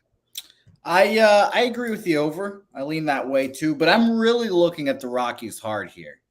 That 50-50 or not, I don't think it's 50-50. Let me double check here again. But yeah, not even. 73% of tickets and 93% of the bets on the Rockies. I think that's pretty shocking. And again, whatever action has, that it has an opening at minus 200 allegedly. So whatever.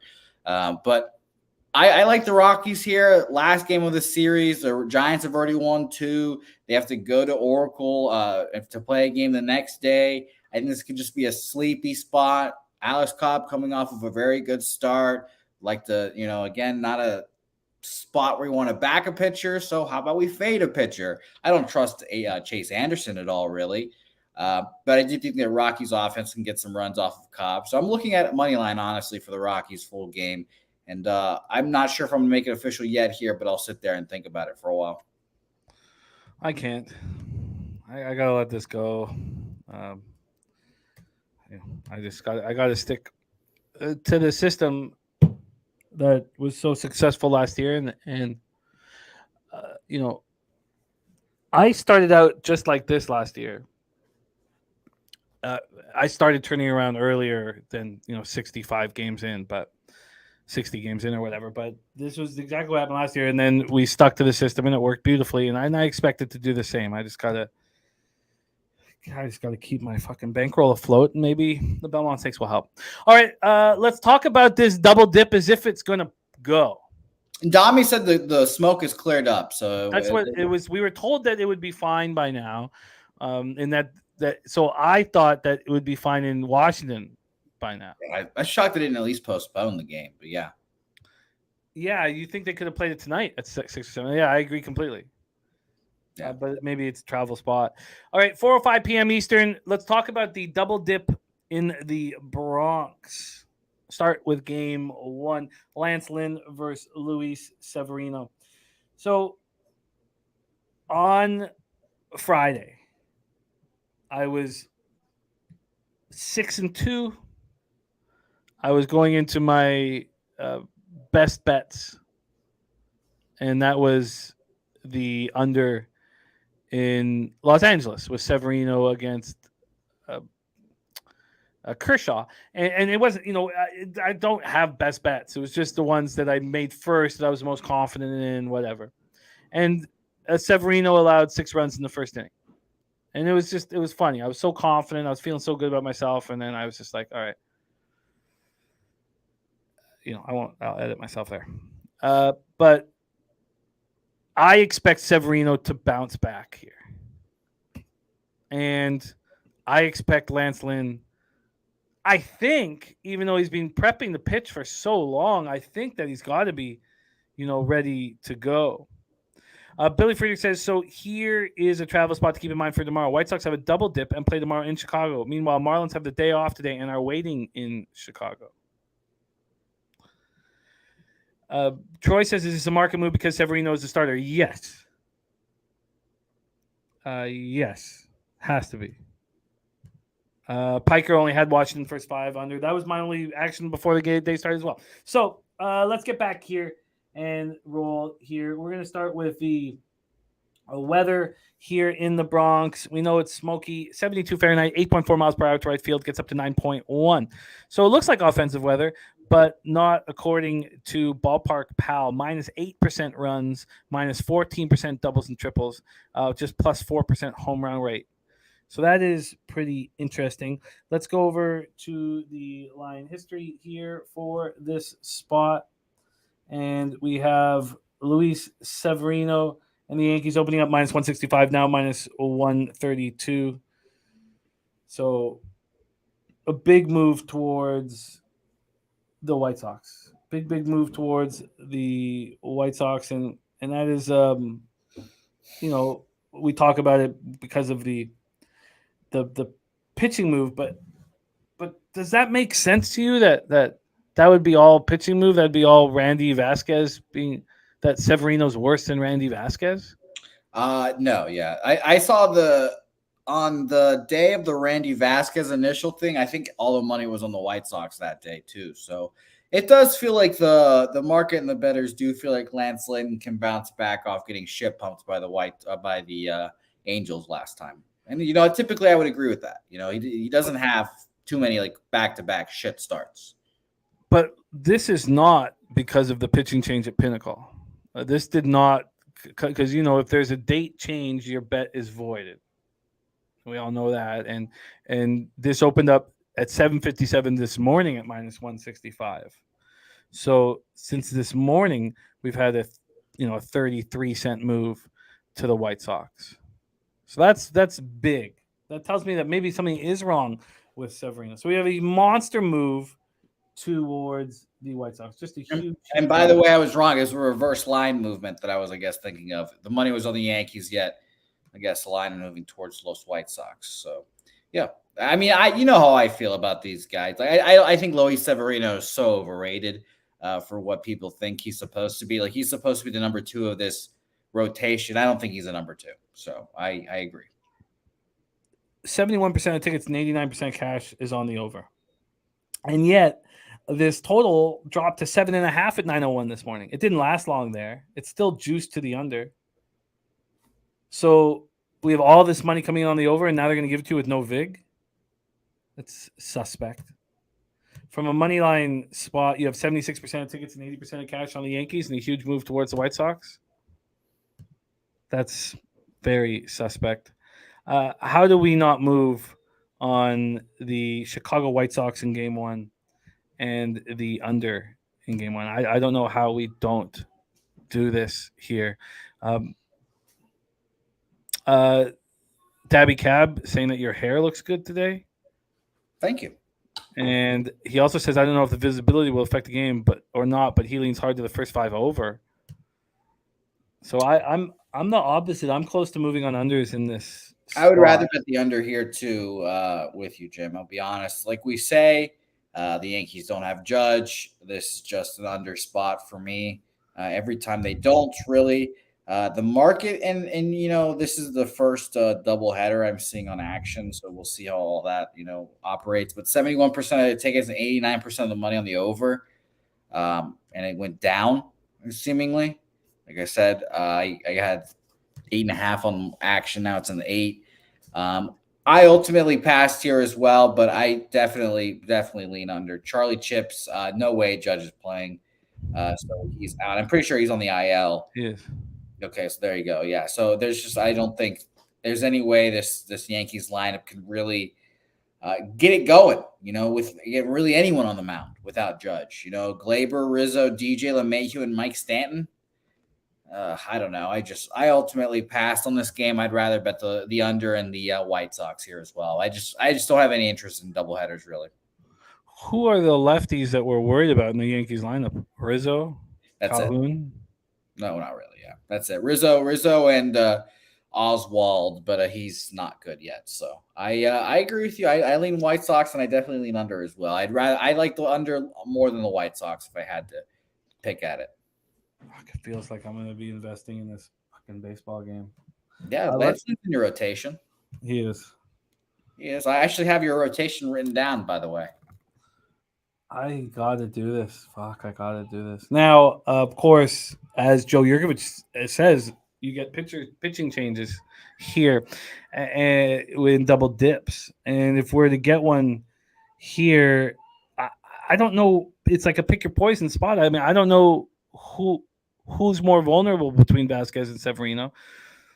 I would predict Vasquez, but maybe I'm off on that. I think Vasquez too, but that just seems like the easy thing to pick the rookie guy that doesn't have any like experience versus Severino, But yeah, I lean under. Yeah. By the way, your rotation is Lorenzen, Singer, Smiley, Cobb, and Lynn. By the way. So again, I think we talked about this last time, but the white Americans, Jim loves them. Jim loves them. Okay, I feel like I'm moving on this baseball game. Just because Troy is, Vasquez is going to pitch game 2, and I want to know whether or not anything I send into my local is if a pitcher is moved or off, it's voided. But I wonder if this is worth, just dropping action on it. And that's all I was thinking about. Billy says he's taking White Sox both games. He thinks one of them will hit, both plus money. I am going to be moving on. God, I'm going to be moving on the White Sox here. Joe Yurkovich, if Jimmy had an anti-rotation, Louis Varland would be on that anti-rotation. Yeah, Louis confounds me. So question from Rick J. Showing up bets and money coming in on Tampa. No, all the big bets were on Minnesota, I believe. Let me just, right now it's 33% of tickets, 71% cash on Minnesota. So it's bets on Minnesota that's moving that line. I'm gonna have to get in. I'm gonna have to move on. How many more games do we have after the double dip? We have 1, 2, 3. Okay, I'm gonna have to bet this. I'm gonna have to bet the Twins first 5 here. Okay, let's move on. Billy says Patrick Corbin, Jimmy's long reliever. I had to leave the house after that first inning. And then of course I had the Nationals too. I was not pleased. I thought we were fucked. And then he doesn't allow another run. And then and I've talked about this before, but the worst thing is when I've lost this bet. You let go. And then there's hope again. Yep. It pissed me off when they get 3-2. I was like, huh? And then it was the double play by Candelario.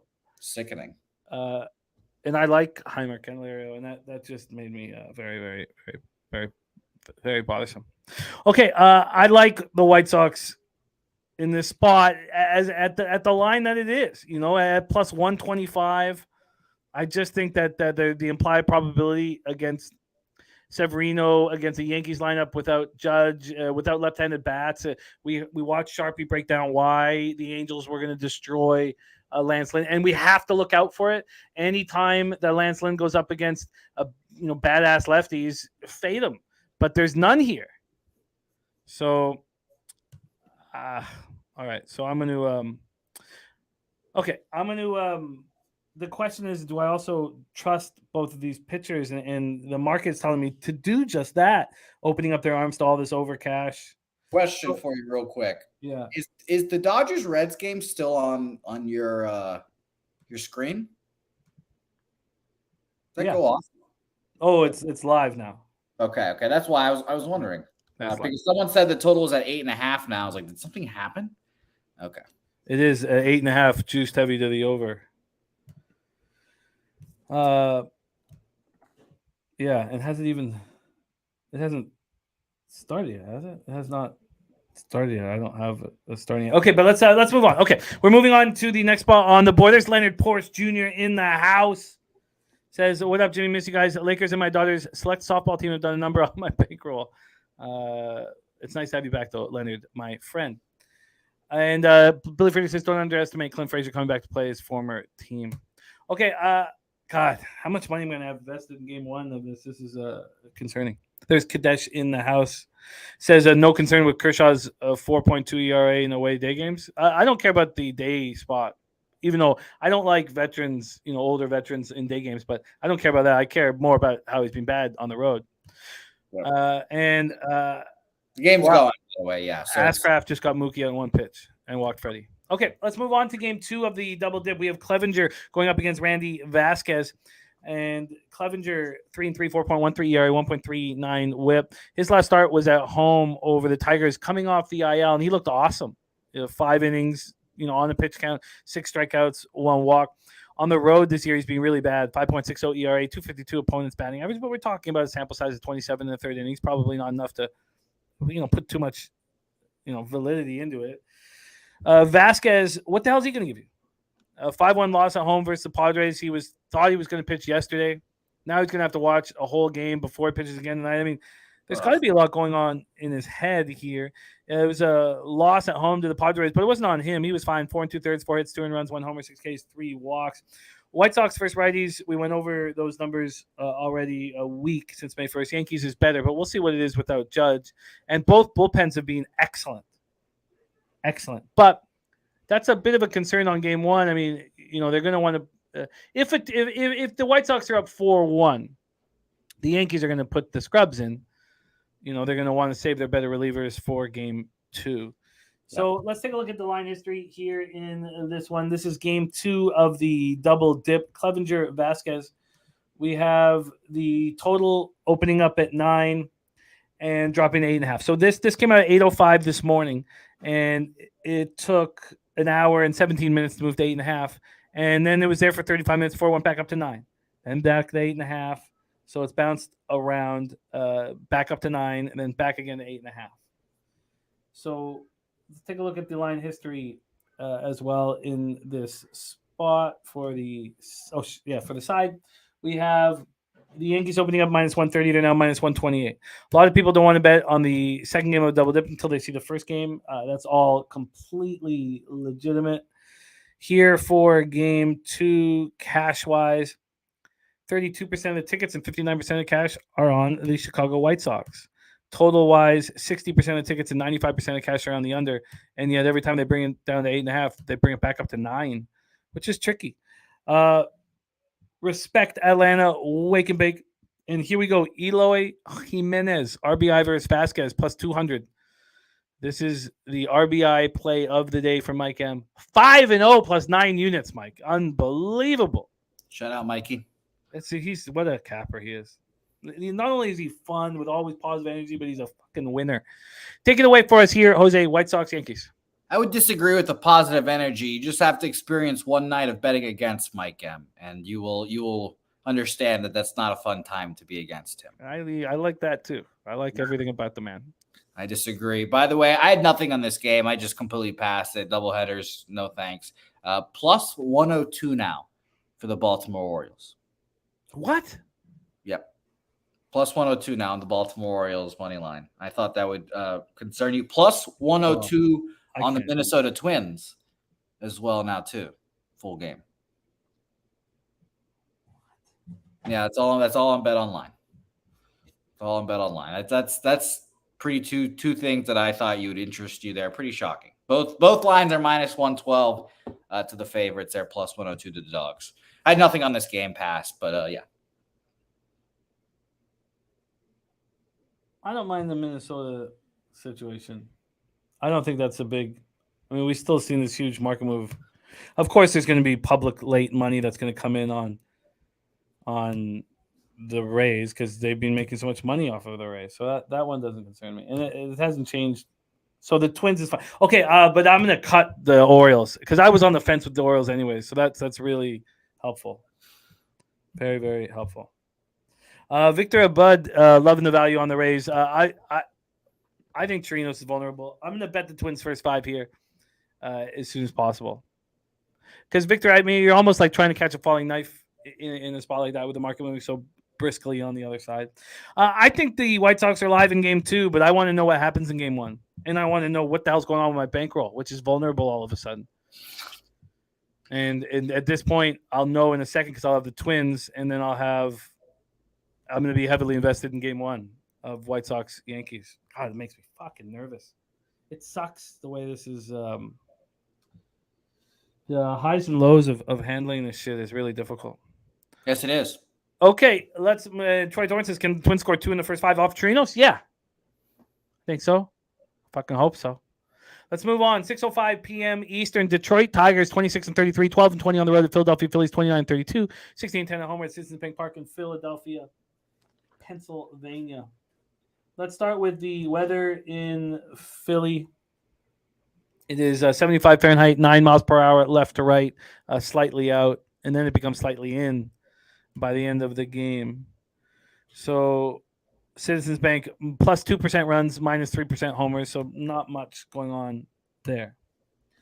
So we have Tyler Holton, which means it's a legit bullpen day from a bullpen that's yeah, Mr. Always Profit. I do. Although I like the under, but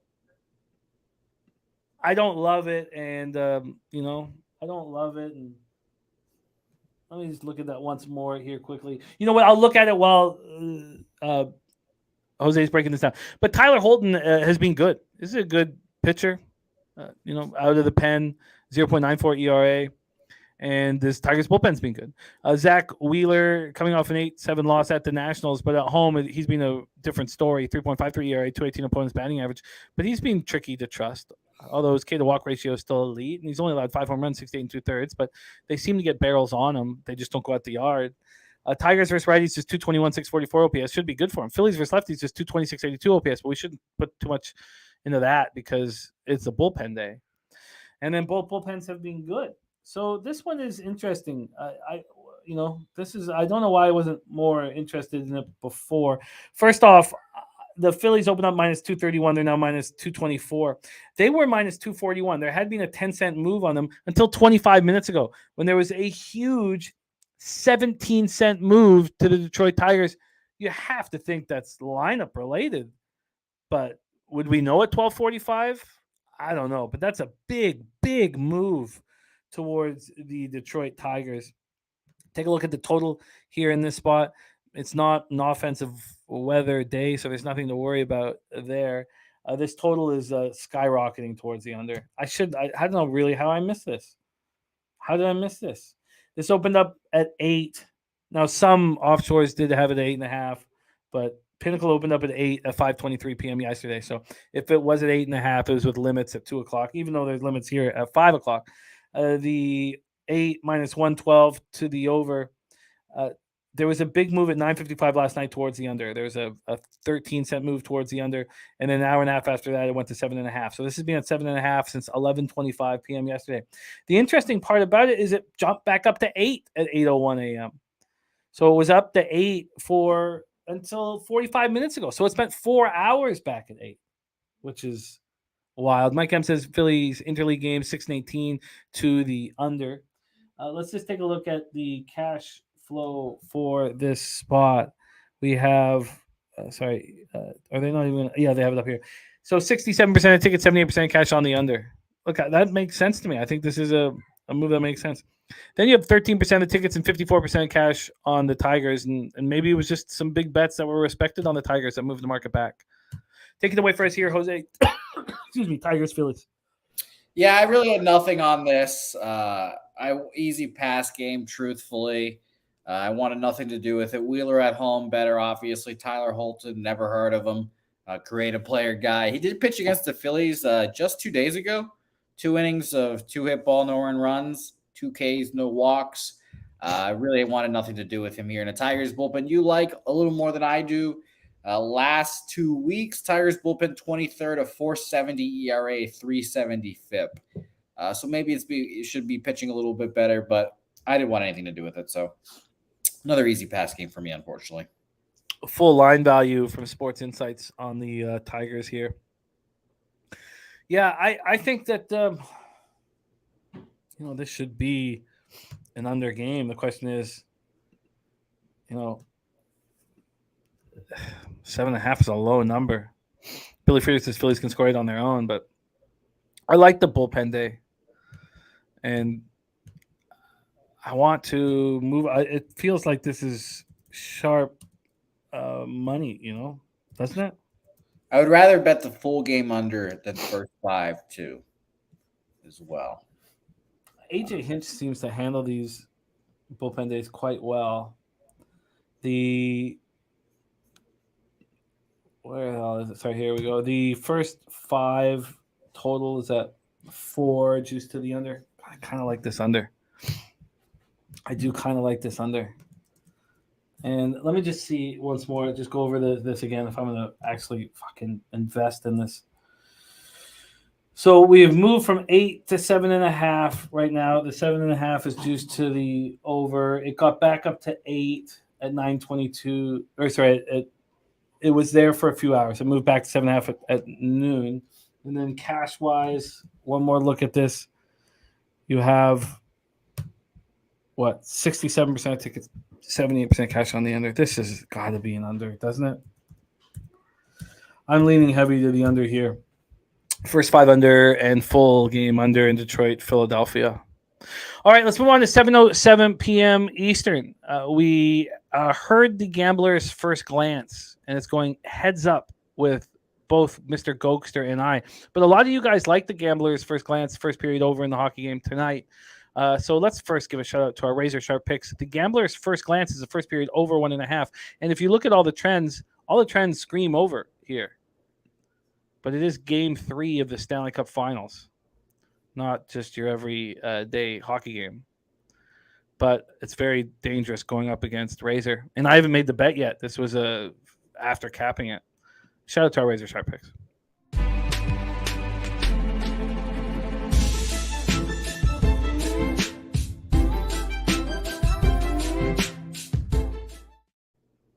Come to the spreadsheet play of the day from our Ron Crawford, fresh off a victory yesterday. He is on the Houston Astros -1 at +107. Shout out to our Ron Crawford.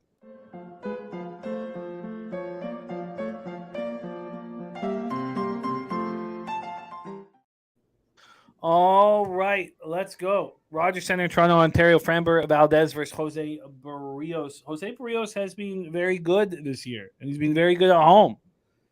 24 in the third, 2-1, 2.22 ERA, 220 opponents batting average. Andrew G says Astros today, no doubt. Vital says Barrios plays better at home, and Bluebirds need a win in this series. If Barrios on the road, we jump on Astros full game. This is complicated, says our guy. Roof will be closed because of the smoke in the air.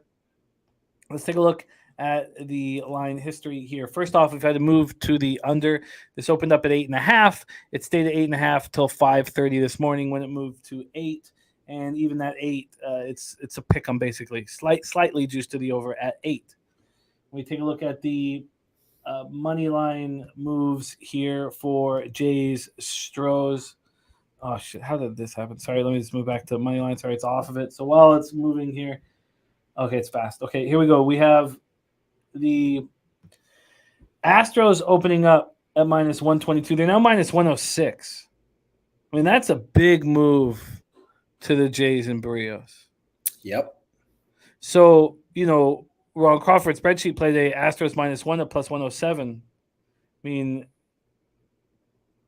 this is a huge move. Wow. This is wild. So, Jays. Sorry? I lean Jays to start this.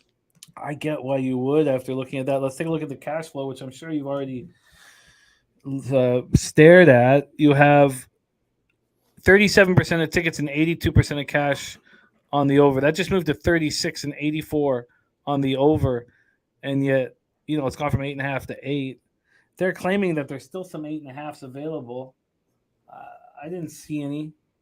Let me just look. Are there any 8.5s available? I don't see. Oh, yeah. That's Sports Interaction. Wow.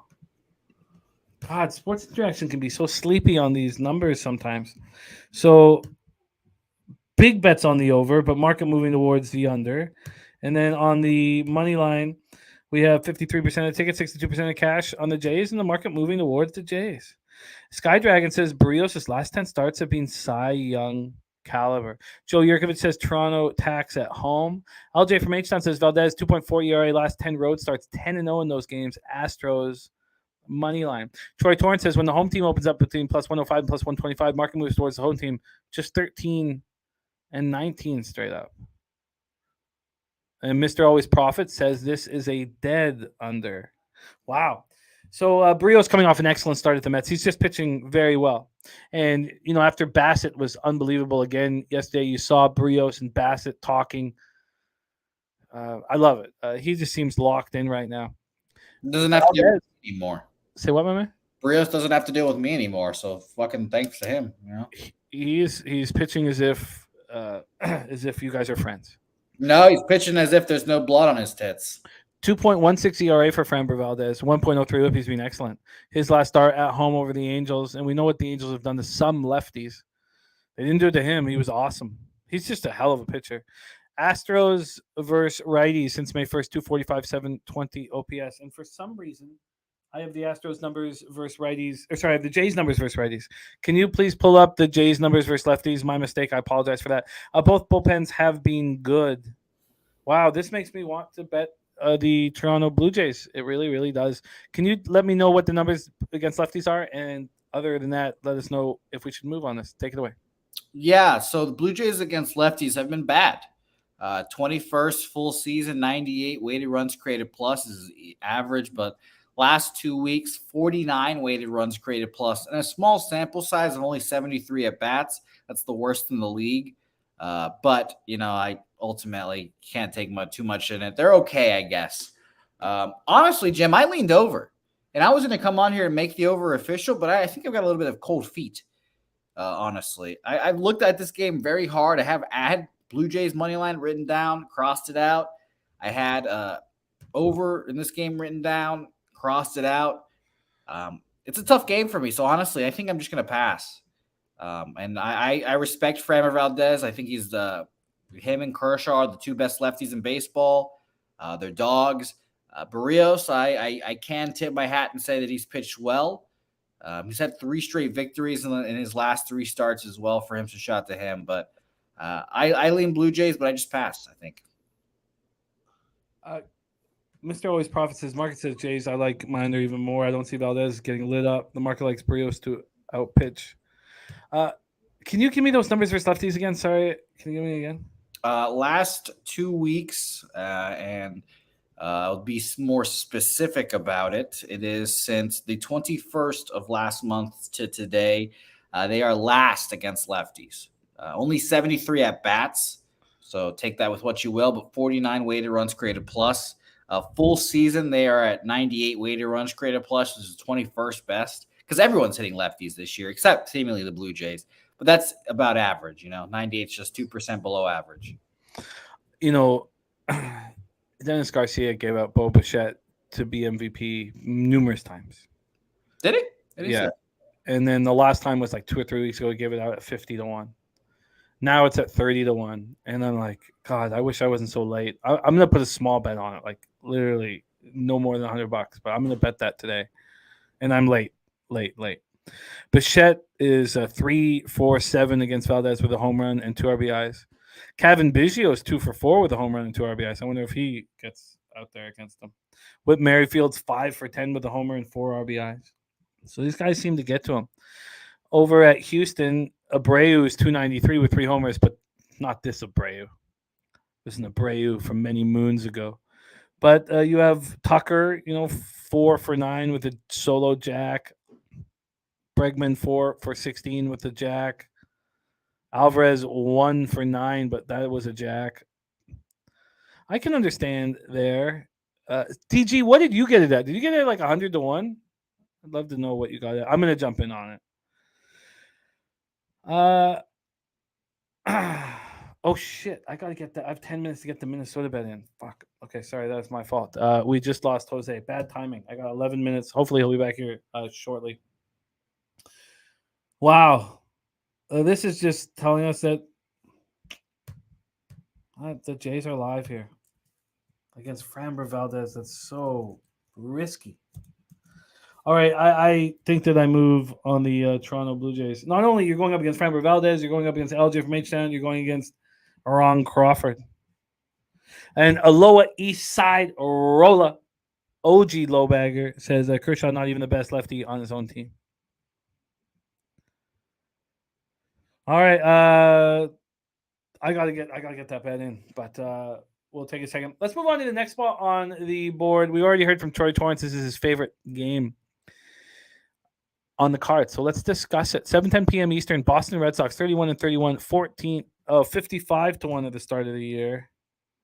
Added 50-1 like a week ago. Wow, so it hasn't moved that much. Okay, I'm gonna move on to 30-1 today. Small. Okay. Here we go. Red Sox at Guardians, and Jose better get here fast. He's not gonna be here for 5 minutes, and I still haven't got that fucking game in. Bo Jackson said, "Remember, y'all faded Kevin Gausman this week." No, I don't remember that. I watched him pitch excellently, but I certainly didn't fade him. I don't know if anyone faded him. Oh, okay. Said this they were higher, but not yet. Of course, Bet365 has so much Canadian cash in. And wine time is on the Houston Astros. It makes me nervous. All right, let's go. Progressive Field in Cleveland, Ohio. Let's get into the weather here in Cleveland. We have I think Cleveland's gonna get me paid by winning the division, and I'm very excited about it. 69 Fahrenheit, first pitch, 6.7 miles per hour in Let's see what they have it here. They have minus 11% home runs and minus 7% runs over at Progressive Field. Mr. Always Profit says Ellie Dela Cruz with a single and a stolen base on Kershaw. You have Matt Dermody with his first start of the season. What do you guys think of Matt Dermody? What does Dennis think of Dermody? Because he was in the Blue Jays lineup. This was a guy drafted 4 different times and never higher than 23rd. He finally was drafted out of the University of Iowa in the 28th round by the Jays in 2013. A journeyman. And he didn't pitch much in the majors for the Jays. He pitched in 2017. They gave him 23 games. He played 23 games in 2017, 22 in a third. Then was in the minors for the next 2 years. He actually was okay that year, 4.43 ERA. Then he came up with the Cubs. He barely played for the Cubs, was in AAA last year in 2022 for the Cubs, and was pretty good, 3.74 ERA, 1.29 whip. Then in AAA this year with the Red Sox, and he threw 44 innings. Matt Dermody is the biggest question mark here, and you know him better than any of us because he's in your organization. Talk to us about Dermody here, Matt Dermody, and then we will break down the rest. All right. Well, it's nice to see you again. Apologies, the Wi-Fi went out for a second, but we're back. First of all, I'd like to say this. Fuck Matt Dermody. Fuck him right to the face. I hope he gets fucking crushed today. This is me being biased here. I just think he's a gigantic piece of shit for some stuff he tweeted out a couple of years ago about how the gays can't be allowed into heaven. So now this has become a whole thing with the Red Sox community, and everyone found out about it, and he's been getting shit on for the last 48 hours. And I think he's going to get crushed here. The Guardians against lefties, because he's a lefty. I thought he was a righty for the longest time. Last couple of weeks, 114 weighted runs created plus, 136 at-bats, better than their full season, 84 weighted runs created plus, fucking 28th best. Think he gets crushed. Hope he gets crushed. I was on Guardians money line full game, but fucking the Action Network and their bullshit gave me a shit line or a wrong line. So I switched and I just took Guardians first 5 minus a half plus 105 when I could bet it on Bet Online. So shout out to them. Fuck this guy. I hope he gets crushed. Wow. Yeah. Now this is one of my, well, you know, this is like a classic, you know, thing that everyone can just shit on the Red Sox for. Bring up the guy that hate the gays during Pride Month. But yeah, no, I just think he gets crushed here. It's just a pretty simple cat for me. The Red Sox needed a guy to fill in here, and they chose a horrible person. So hope he gets destroyed. Interesting. Matt Dermody breakdown going up against Aaron Savali last start was very good. It was against Bailey Ober. 1-0 loss, 5 innings, 4 hits, 4 Ks, 2 walks, 2.04 ERA, 1.08 whip. I mean, certainly not as good as he is showing here. But he's looked very good. Red Sox versus righties, 258, 728 OPS. The Guardians versus lefties, 246, 689 OPS. But Troy's saying, you know, they're starting to hit lefties. The Red Sox bullpen, 4.05 ERA, 1.30 whip. Guardians bullpen since May 1st, 2.98 ERA, 1.17 whip. So Troy Torrance saying, Jose, you don't want the Guardians bullpen. I only took the minus a half just because it was a plus money. I could have taken the -1 like I did yesterday, and I definitely don't hate it. But you know, they used Clase yesterday. He's going to be available again today. I find that interesting. I assume he would be. He came in a fucking nothing ball game. I appreciated it because I had the under 7.5, and it was 5-2. And I was like, please put in someone good. And they threw Clase to shut down them. So I don't hate it. DC or not DC Cap or Troy, you're probably right. I'll probably just take both the -1 and the first 5 there. Yeah, but again, fuck this guy. I hope he gets fucking crushed. And Lucas Ryan is right. I think I adopted this from you, Jimmy. Once you cross me once, it's fuck you forever. It's fuck you forever. I want nothing to do with you. People have found that out the easy way and the hard way. But yeah, I do. If I don't like you, I don't like you forever. Like there's certain people in the chat right now, I can call them out by name. I don't like specifically, and I tell him fuck him forever. Okay. But it's okay. Yeah. You can only fuck me once, not twice. Yeah, no, it's one of those things. So I hope this guy gets stopped. Just the absolute. Just prison pocketed here by the Guardians. I want him to be gaping after this game, and I want it to be so bad that the Red Sox are like, we could never bring this guy up. Let's just release him because of how bad he is. 66% of the tickets and 49% of the cash. It's not very, very good. But at least the books are showing concern. So it's not a perfect cash situation, but there's been a 14-cent move to the Tribe. There was an 18-cent move. There's been 4 cents of buyback. So at least you have that going for you. Yeah, this might be a pure heart bias pick. It might be. But like I said, Guardians against lefties last 2 weeks, they've been hitting them. I'm excited to see how that goes. And ultimately, again, fuck Matt Dermody. I hope he gets crushed. And Charlie Chips, I've got no problem with you. So I love it. Marco Lou, you're right. You've been canceled by me. It's the fuck you forever. So have you tweeted this action out on the Tribe? No, the only action I tweeted out earlier today, and I have to remind actually I did tweet this out. This is one of the two. It's Guardians first 5 -0.5 plus 102, and the Reds first 5 team total over 1.5. First 5 -0.5 at plus 102. Yeah, first 5. You want the full game right now or no? Plus 105. Oh, plus 105. Did you want the full game? Yeah, I'll take Cleveland -1 there as well, like you mentioned. And I could, motherfucker, I will build that shit right now and let you know. Thank you. Okay. And my action, I got in for the Twins game. I'm on the Twins first 5 -105. Okay, let's move on. I am going to move on the Guardians first 5 and full game as well. I like seeing the market at least show some concern here. We move on to 7:20 p.m. Eastern. This is the game I want to talk about. So, like everybody, my first thought was Spencer Strider is going to be excellent here, and I'll pitch Verlander, just like everybody. Really? That was your first thought? My first thought. And then I saw this huge market move towards the Braves.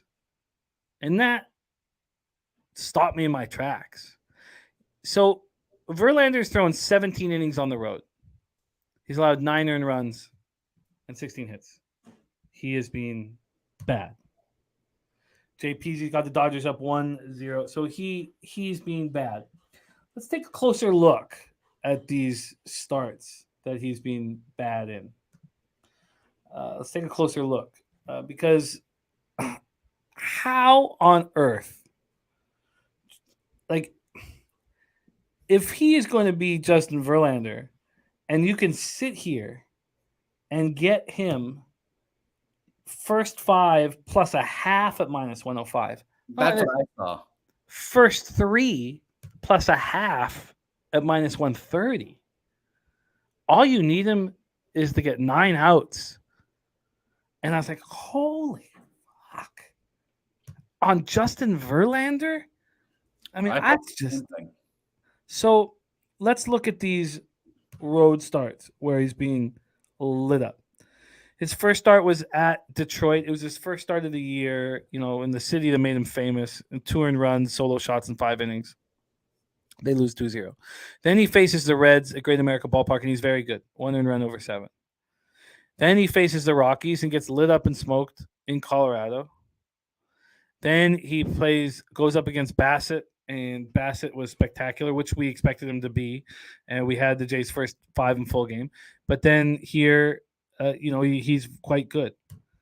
How do we not move on Verlander here and say that those road stats and his overall stats aren't the pitcher that he is?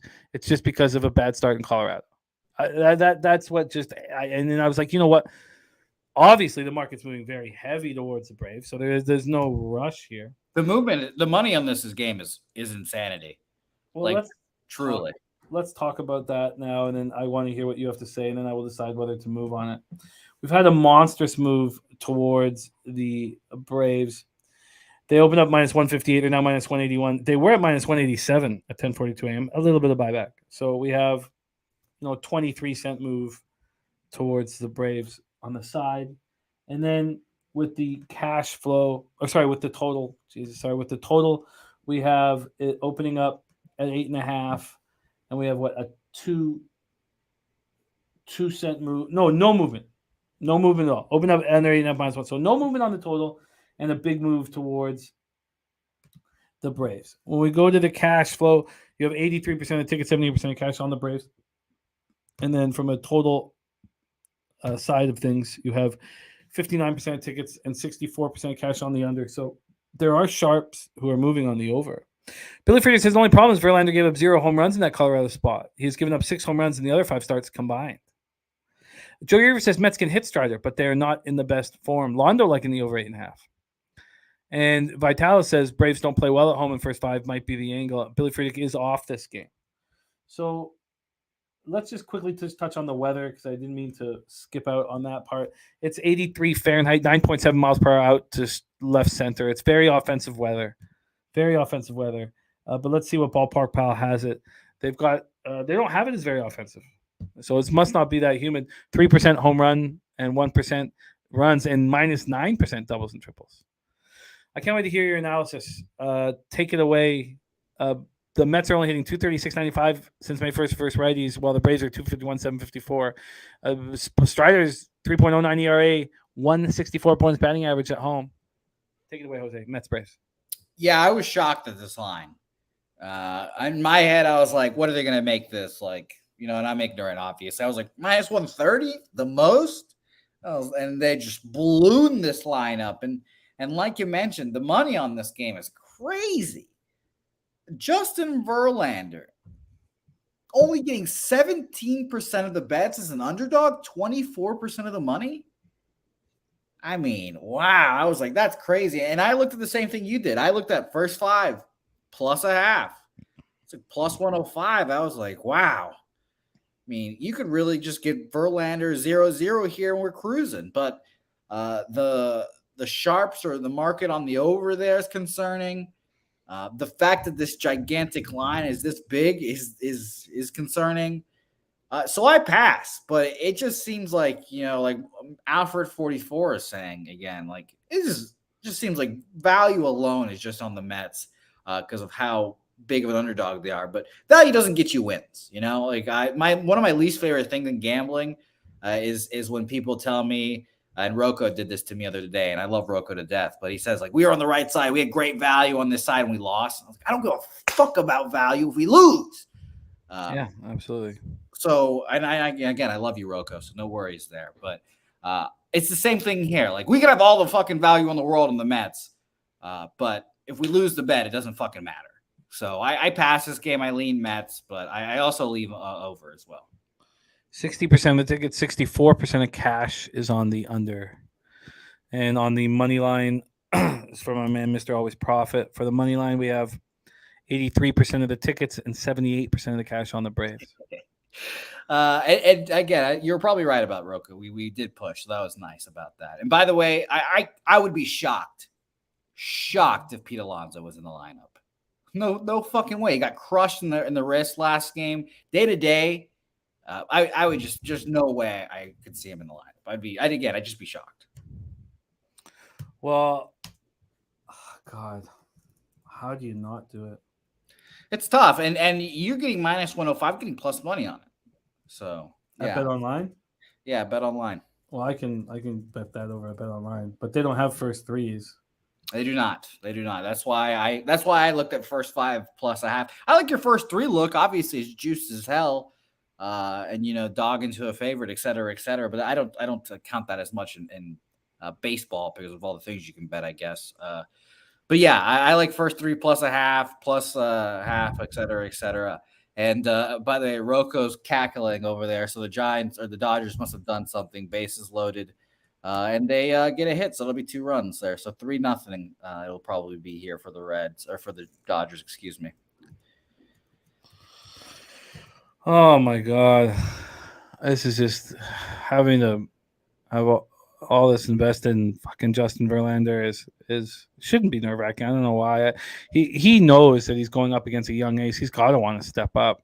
This is like the team. Like I'm sure when like the Mets like brought him in, we want you to come in and help us beat the Braves. You know, and I think if he goes out there and just lays an egg against the team that you're chasing, the team that you want to beat, the team that arguably the National League runs through,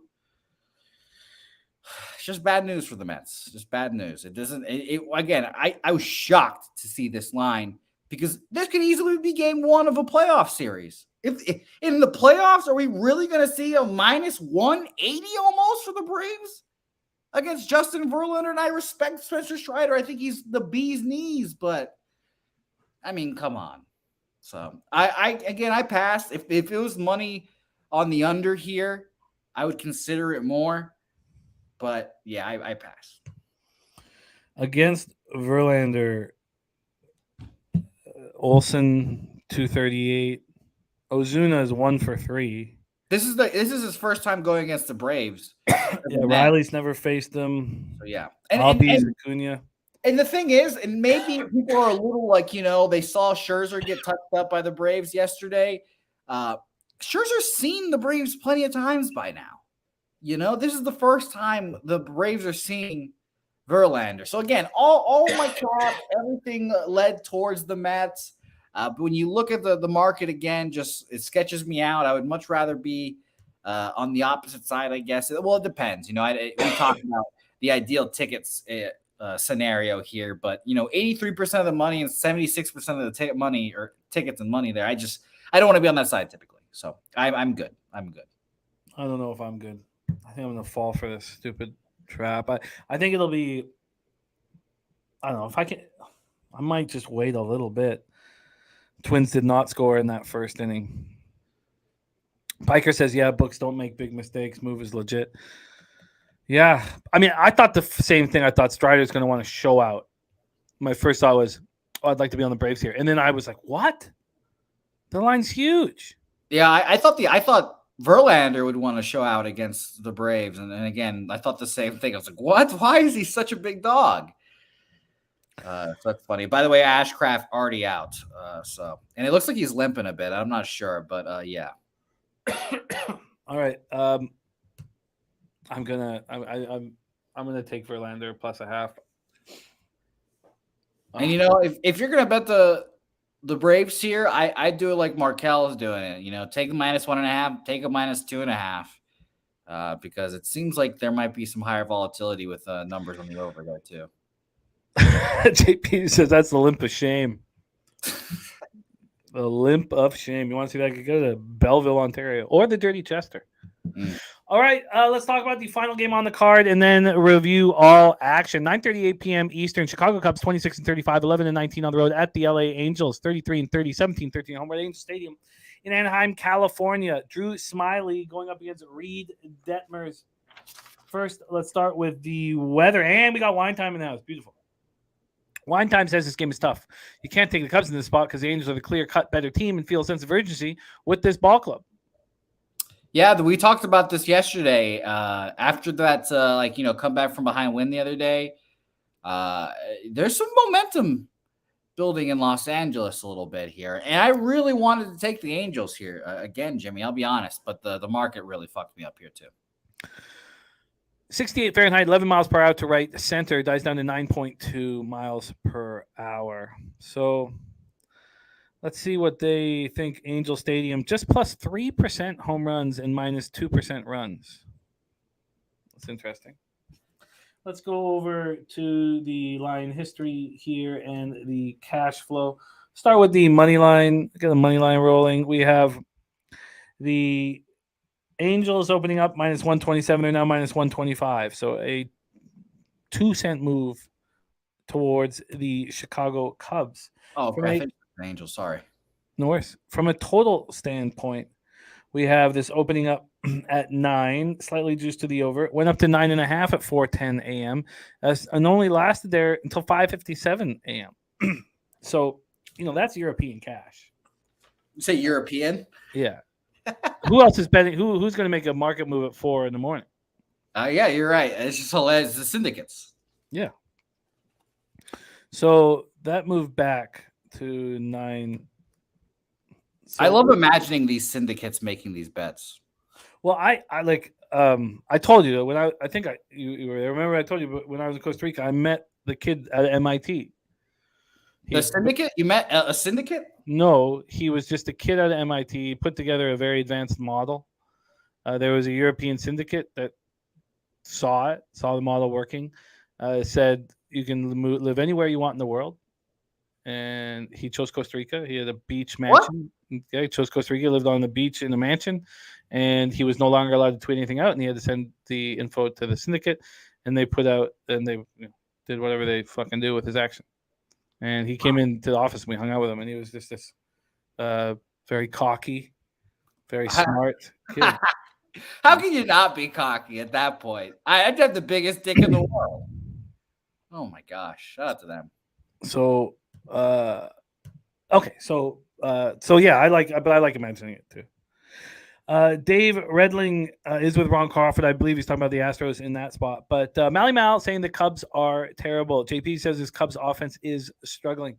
So let's take a look at the cash flow, because we had Jose intimate that there was some life here to this spot. 60% of the tickets, 92% of the cash on the Cubs, but you would think there'd be a move then. Yeah, that's why I was like, no move?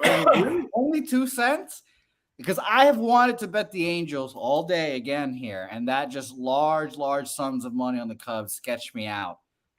But again, like Winetime said here, and who was it? I think it was Winetime and someone else both said the Angels are getting hot here, and they seem like they got something in the waters, et cetera, after a comeback come from behind them. And they were kind of the team I was referencing at the top of the show, that we've been pretty good at betting teams when they get hot and is kind of riding it out. Shout out to the Cardinals. I bet the Angels yesterday, -1 at cash, very, very easily. I want to bet it. I want to bet the Angels here again, honestly. Well, there's also 98% of cash on the over. Yeah, and I would be on the under. 62% of tickets, 98. I can see why this was confusing. So Drew Smiley on the hill, 5-3, 3.56 ERA, 1.11 WHIP. He's got strikeouts this year. He's striking out batters. He's not getting hit hard. He's been very good. His last start at the Padres was good. 5 2/3, 7 hits, 3 runs, 1 homer, 4 Ks, 3 walks. Dave Redling on LA first 5 in full game. Says Cubs super cold. This is one of your guys. Yeah, I love Smiley. And Smiley's been good on the road. 3.60 ERA, 261 opponent's batting average. So, Reed Detmers. 0-5, 5.15 ERA, 1.54 WHIP. We all remember the magic of the no-hitter last year. That was here at Angel Stadium. This year, he's not been good. 25 in the third at home, 5.33 ERA. Opponents hitting 298 against them. The Angels are hitting lefties. 276, 782 OPS since May 1st. Cubs versus lefties, 255, 738 OPS. Cubs bullpen's been trash. 5.14 ERA, 1.52 WHIP since May 1st. And the Angels bullpen's been middling. 3.89 ERA, 1.34 WHIP. I understand why this is throwing you for a loop. And at 9:38 p.m. Eastern, I'm going to be watching the Stanley Cup Finals. One thing that's happened with my not drinking except on live streams is that it's just something's changed. I mean, like not having a bottle and my shirt off and screaming and yelling in the basement. Like it's not as much fun. Jose, take it away. Cubs, Angels. There's a lot of things I thought you were going to say there, and it not being as fun was definitely not one of them. So shout out. It's not as much fun, man. I get it. As a guy that doesn't drink and smokes weed, I understand. So, yeah, I want to move on the Angels here. I'm going to put my bulbous on the table and just try to let it hang out for a little bit. We'll see give it a smell, see if it stinks or not. Jeez, I'm guessing your bulbous twat stinks. That's just a guess. I'm hoping it doesn't tonight. I'm really hoping it doesn't, but it absolutely might. It absolutely might. First 5 full game Angels here. I'll have to take a -0.5. Dave, I agree with my guy Dave Redling in the chat here. -126, I guess, isn't that bad. And did we say there was a money morning on the over? Correct. A ton of money on the over. Yeah, I guess. I mean, higher volatility, and you mentioned it. The money on the over, 62% of bets on the over as well, 98% of money. So yeah, I'll take the -0.5 and -1. Thank you, Piker. Piker smelled my bulbous before. I know he has. I do not believe that. Not for 1 second. I know he has. No, I do not believe that, and I won't believe it. Angels first 5 full game for me. The Cubs against lefties, by the way. Last 2 weeks, 23rd, 82 weighted runs created plus, 146 plate appearances. And the Angels, we kind of know what they've been doing against lefties all year. 4th full season, 2nd last 2 weeks, 162 weighted runs created plus.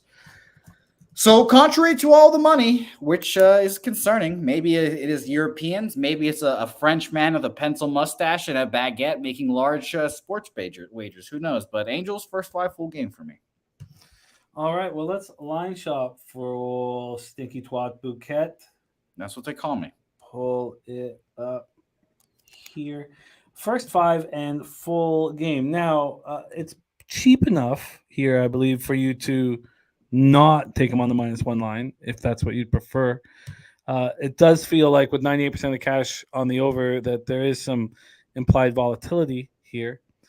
But you got the first 5 available, or sorry, the full game available for you at -125. And I'm going to have to pull up Pinnacle to see what they have. I'm going to take them the halves and the -1. So I'll take full game -1 plus 111. And whatever best first 5 -0.5 there. Bet Online, again, shout out to Bet Online, which has great odds for sides. Go sign up for a website or for an account today on our website. Plus 105 first 5 there. And like I said, this is maybe this is the stinky bulbous play of the day here. Because I am admittedly a little sketched out being on the other side of this bunch of money. But, obviously we typically don't hate being against 99% of the money there, et cetera, et cetera. So I'm on the Angels. And like people are saying in the chat, I was leaning that way. So let's ride. Angels first 5 -0.5 at plus 105 and full game -1 at what? Plus 111. What did you get the first 5 at? I thought you said plus 105. Okay, beautiful. I just want to double check. Yeah. Okay. Yeah, so plus 111, plus 105. And I'm going to make the Rockies official here as well. Full game money line plus 158 there as well. So for those keeping track at home. Let's give you that Rockies spot. So Jose is on the Rockies. At what number? Plus 158 there. So shout out to Peter Loshak and all those good baseball handicappers that we often say that we want to be on the plus side of the average line. A lot of plus monies for me today. Ron Crawford has first 5 Braves and first 5 Angels as well. All right.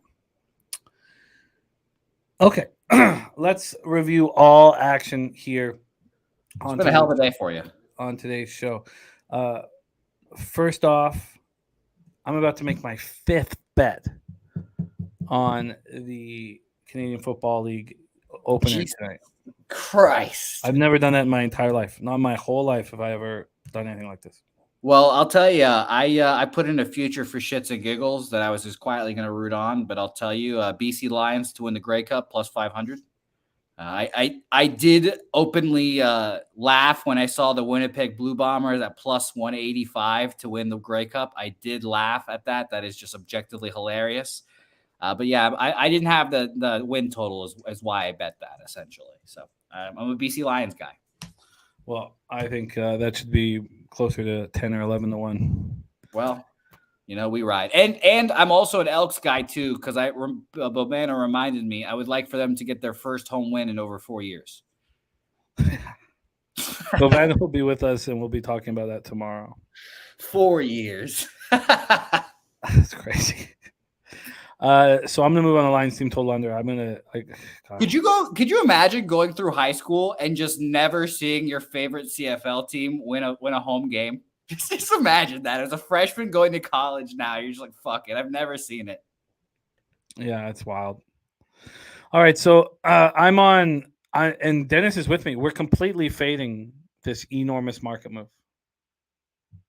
So, Dennis, by the way, I'm sorry for interrupting you. Dennis is saying he hasn't seen the CFL futures yet. Let him look. Dennis, pick a future and I'll bet it too, because we know what Dennis fucking does with these futures. It's sickening how many times he gives out great futures for us. And I know the future to bet, and I might move on it. It is the Calgary Stampeders to win the Grey Cup. Stamps. Yeah, I think that's the best value at plus 600. And then, yeah, I think we got to figure out how the Eastern Conference. We'll have a better idea for the Eastern Conference, but the Stampeders at plus 600. I think I'm gonna load in on that. Not big. I should say load in, but thank you, Dave Redling, my man. Okay, so here we go. We got 5 bets on this fucking game tonight. Jesus Christ. How am I supposed to watch this fucking CFL game when Stanley Cup Finals are on? Yeah, you're going to be this. You might not be drinking, but it's definitely going to be a shirt off kind of night pacing around, huh? Yeah. Gambler's first glance from Razor Sharp Picks, first period over 1.5, going heads up with Mr. Gogster and I. I've not bet the first period under 1.5. And I've been shying away from making bets just because I was so successful in the first 2 games of the series. But I already bet the plus 105. And I'm going to move on the first period under 1.5 and the full game under 6. I'm going to move on both of those. I forgot about the edibles. Billy's right. So it might be shirt off edibles kind of night. Oh, I will. The issue is that I'm not.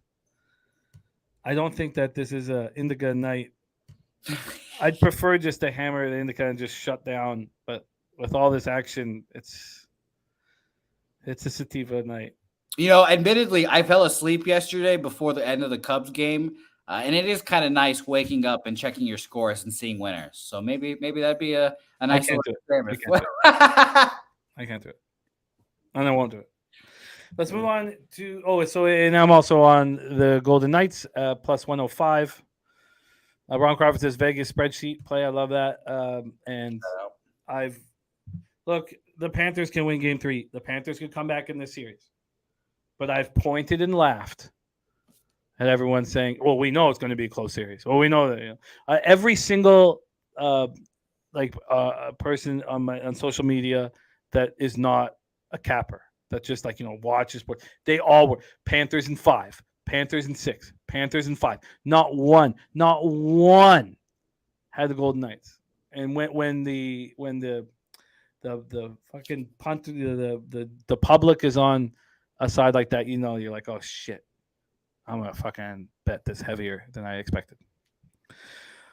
Jay's Fun thinks it's also a terrible way to start your day if you see loss. 100%. Imagining there was a day in Vegas, Jimmy. It was me, Jeff Preston, and they wanted to bet this UFC event in China, so they stayed up till like 5 a.m. waiting to make the bets. And just being awake, obviously, I made some bets on the Premier League. Woke up, fucking all my bets were lost. I was like, fuck this, man. I'm staying in bed all day. So I can't do it because I cover it and then I slowly go down. And I can't do it. There's no way to live. No, the one thing that I did for myself once was a couple years ago when Oklahoma State lost the Big 12 championship game on that play in the end zone, where it's fucking Friday Night Lights. I turned off my TV right as the play was about to happen. And I just sat there for a second. And I was like, when I turn this on, I'm going to feel either immense joy or just so much pain. And then I turned it on and I just sat there for 40 minutes just staring at my TV. It was great. That was great. Oh, man. I remember in the Stanley Cup Finals, Game 7 of Bruins-Canucks, it was 1-0 Bruins. And Don Cherry came on and he went like this. He went, and I was like, oh no. Like he could feel, he knew, like he didn't say anything. He didn't say a word. He just went, his eyes just went like that. and I was like, Oh, our city's going to be lit on fire. Oh no! You know, admittedly, that's my first hockey memory. Is the Stanley Cup run for the Bruins. So shout out to them. We went outside, and it was my girlfriend's birthday. And I was like, okay, it's okay. Let's go play some bocce. Let's go play some extreme bocce, smoke a bat, play a little bocce. And then you just saw the smoke rising. It's like, oh no. Okay. Nothing like some bocce to get your mind off of a debilitating loss. I play extreme bocce. I don't know what the fuck bocce is, but oh, you know, it's extreme bocce is just like, instead of like the hard balls, it's like soft, so you can throw it in the ditch. You can throw it as far as you can. You can just, that's all. Jose has that Reds first 5 team total over. How much time is left? Top 4, and the Dodgers are just fucking dogging them. Just dogging. So Kershaw's in a group, so we're fucked there. But that's the classic old man shit I was referring to. So yeah. Yeah. It is now the top of the third in Twins Rays. I should have just taken this fucking under. I'm gonna. We know it's not when it's extreme bocce, Andrew. It's when it's extreme bocce. Orioles Brewers stay off. Jose's on the Rockies at plus 158, and I'm gonna heavily invest. I don't know how I've got all this money invested in today's card. I was like, oh, this is gonna be a nice, easy day. I can turn the page from yesterday and regroup. I'm gonna be all over Game 1 of White Sox Yankees. All over. Has anything changed here in the marketplace? Let me just see this very quickly here. Yeah, and you're gonna be sweating your dick off watching Canadian football too. Oh God! I didn't even not watch that game. God, keeps moving towards the White Sox. I gotta get in. Okay. Then I don't know what to do with the Game 2, but I'll be very interested in Game 1. I have just seen here. Yes, Ron. Yeah, Mally had been in the chat for a while. We started the show talking about him, and we've talked about him often. He means an absolute ton to us. And right there saying under was a good call. First 5 and full game for our Mally Mal for that under in the Twins game. Great call, Mally Mal. Excellent work, man. Shout out to Serious Business. Got the Dodgers minus 1.5 live. Oh, that's a beautiful bet. That's why his name is Serious Business. Oh, yeah. Every time I say his name, I'm like, it just sharpens me up a little bit. So we did get I thought it was going to be just a full bullpen day, but we got the Garrett Hill coming in, whom we've spoken is now 6-0 Dodgers. Garrett Hill is the primary. So let's get over to Garrett Hill here again. We've talked about him. He's the journeyman lefty. So, he's been lit up and smoked so far this year in a very short. There's Danielson in the house sample size, but so that means they're really going lefty. So they're going to go Tyler Holton and then Garrett Hill, and the Phillies aren't hitting lefties. So they're hitting them better as of late. 113 weighted runs created plus. Last 2 weeks, 202 plate appearances. That's better than their full season 92. So it's getting better. It got better, I should say. Yeah. I still like the unders in that spot. Sorry, can you give me those numbers again? Full season 92 weighted runs created plus. That's 26th best. And the last 2 weeks, 113 in 202 plate appearances. So 13th best there. That makes me a little more uncomfortable. Mally Mal says, let's cash the rest of the day. Mama's still waiting on me to get rich. What a guy Mally Mal is. We're all thinking about you, man. You're just a class act and a great capper. And I love that you come in to the chat to take a break from the grief that we know you're feeling. But, man, is your family lucky that you can guide them through these really, really tough times. And we're all thinking about you, and we love you, man. So, Dabby Cab says need him to catch first 5 for Dabby Cab to now be plus 9.82 units on the year. I love it. Great job. So I'm going to move on to the unders there. Then I'm going to move on to Jays, which is horrifying. So that means I'm going to be up against both spreadsheet and Gambler's First Glance, which is not what I want to be doing. I'm a recipe for disaster. I'm moving with Jose on the Guardians first 5 in full game, and I'm moving on the Mets first 3 plus a half and first 5 plus a half. Jose's on the Angels first 5 plus a half, full game -1. At that time of the night, it'll just be CFL and NHL for me. And that is our show for today. Thank you guys so much for the being here. This is it's a special group, man, and it means a ton. Means a ton. Yes, Tori, I'm going to be on the White Sox first game. Yes, I'm going to bet it immediately because I didn't know you were on the Guardians with me, so I'm very happy about that. Yeah, I'm on the Guardians with you. First 5 full game. I'm a big Guardians fan. Fuck Matt Dermody right in the fucking face. What a loser that fucking guy is. Release his fucking ass. I like it. Excellent work, Jose. I love these Thursdays. Thank you to Mr. Gogster, who was here earlier, but thank you to all you guys in the chat. Mr. Always Profit, Imp 13, Bo Jackson, Astute Chaos, Tori, Coker, Mally, Mal, Real Deal Prime, Dabra Cadabra, Bankroll Spence, Billy Friedrich. Isn't Billy Friedrich Money in the Bank too? Danielson, Jake Peasy, Norman Ross, Johnny K, Lucas Ryan. We say this often. Torrance. Say what? We say this often, Jimmy, but I cannot wait for Publipalooza 3. Yeah. Because if I've got a list of people that if they aren't there, you might be on the "you're dead to me forever" list. that list is already populated, and Dabby Cab loves stirring up some drama, so people know that I don't have a fondness for certain people at pub here as well. But I'm glad. Lucas. I forgot about Lucas Ryan.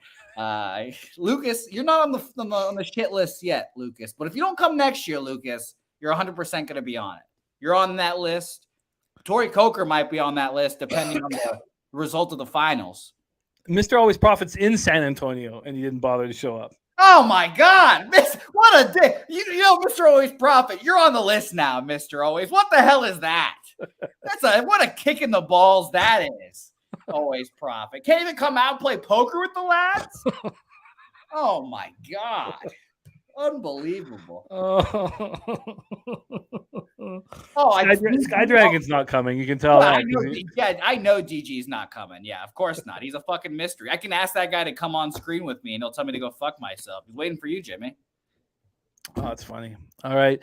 Don't forget, we have a huge Belmont Steak special on Saturday. Pops off at 11 a.m. Is DG invited to that? But DG is a huge part of our show. I go over all his action before every race. Good. Well, DG, join the live stream, man. I'd hate to see your smiling face on there. We know he's fit. He runs. He says he doesn't. He has no recollection of that day. We know he's a liar. He said he goes and runs. We know he has a life. Mr. Always Profit was not in town. He was not in town. Okay. All right. You're off the shit list there. Yeah. There you go. But if you don't come next time, Mr. Always Profit, then you're on the list. There's 3 people on that list currently. So let's not populate it even more. Jose, please leche us into the future and bless our action. Let's fucking do it. Now, let's hope that Clayton Kershaw can, give up a 2-run bomb here real quick. It'd be really nice. Shout out to everyone in the chat. Dabby in there. Jay's final take. Mr. Always Profit. Survived the day without getting on the shit list. It's going to be a whole lot of fun. All you guys, fuck Matt Dermody. Fuck the Red Sox today. It's going to be a whole lot of fun watching them lose. Jimmy, shout out to Fergie Jenkins. Shout out to Vancouver. I hope your lungs can stay safe and not smoke-filled. And leche, los bookmakers. Let's fucking get that shit today.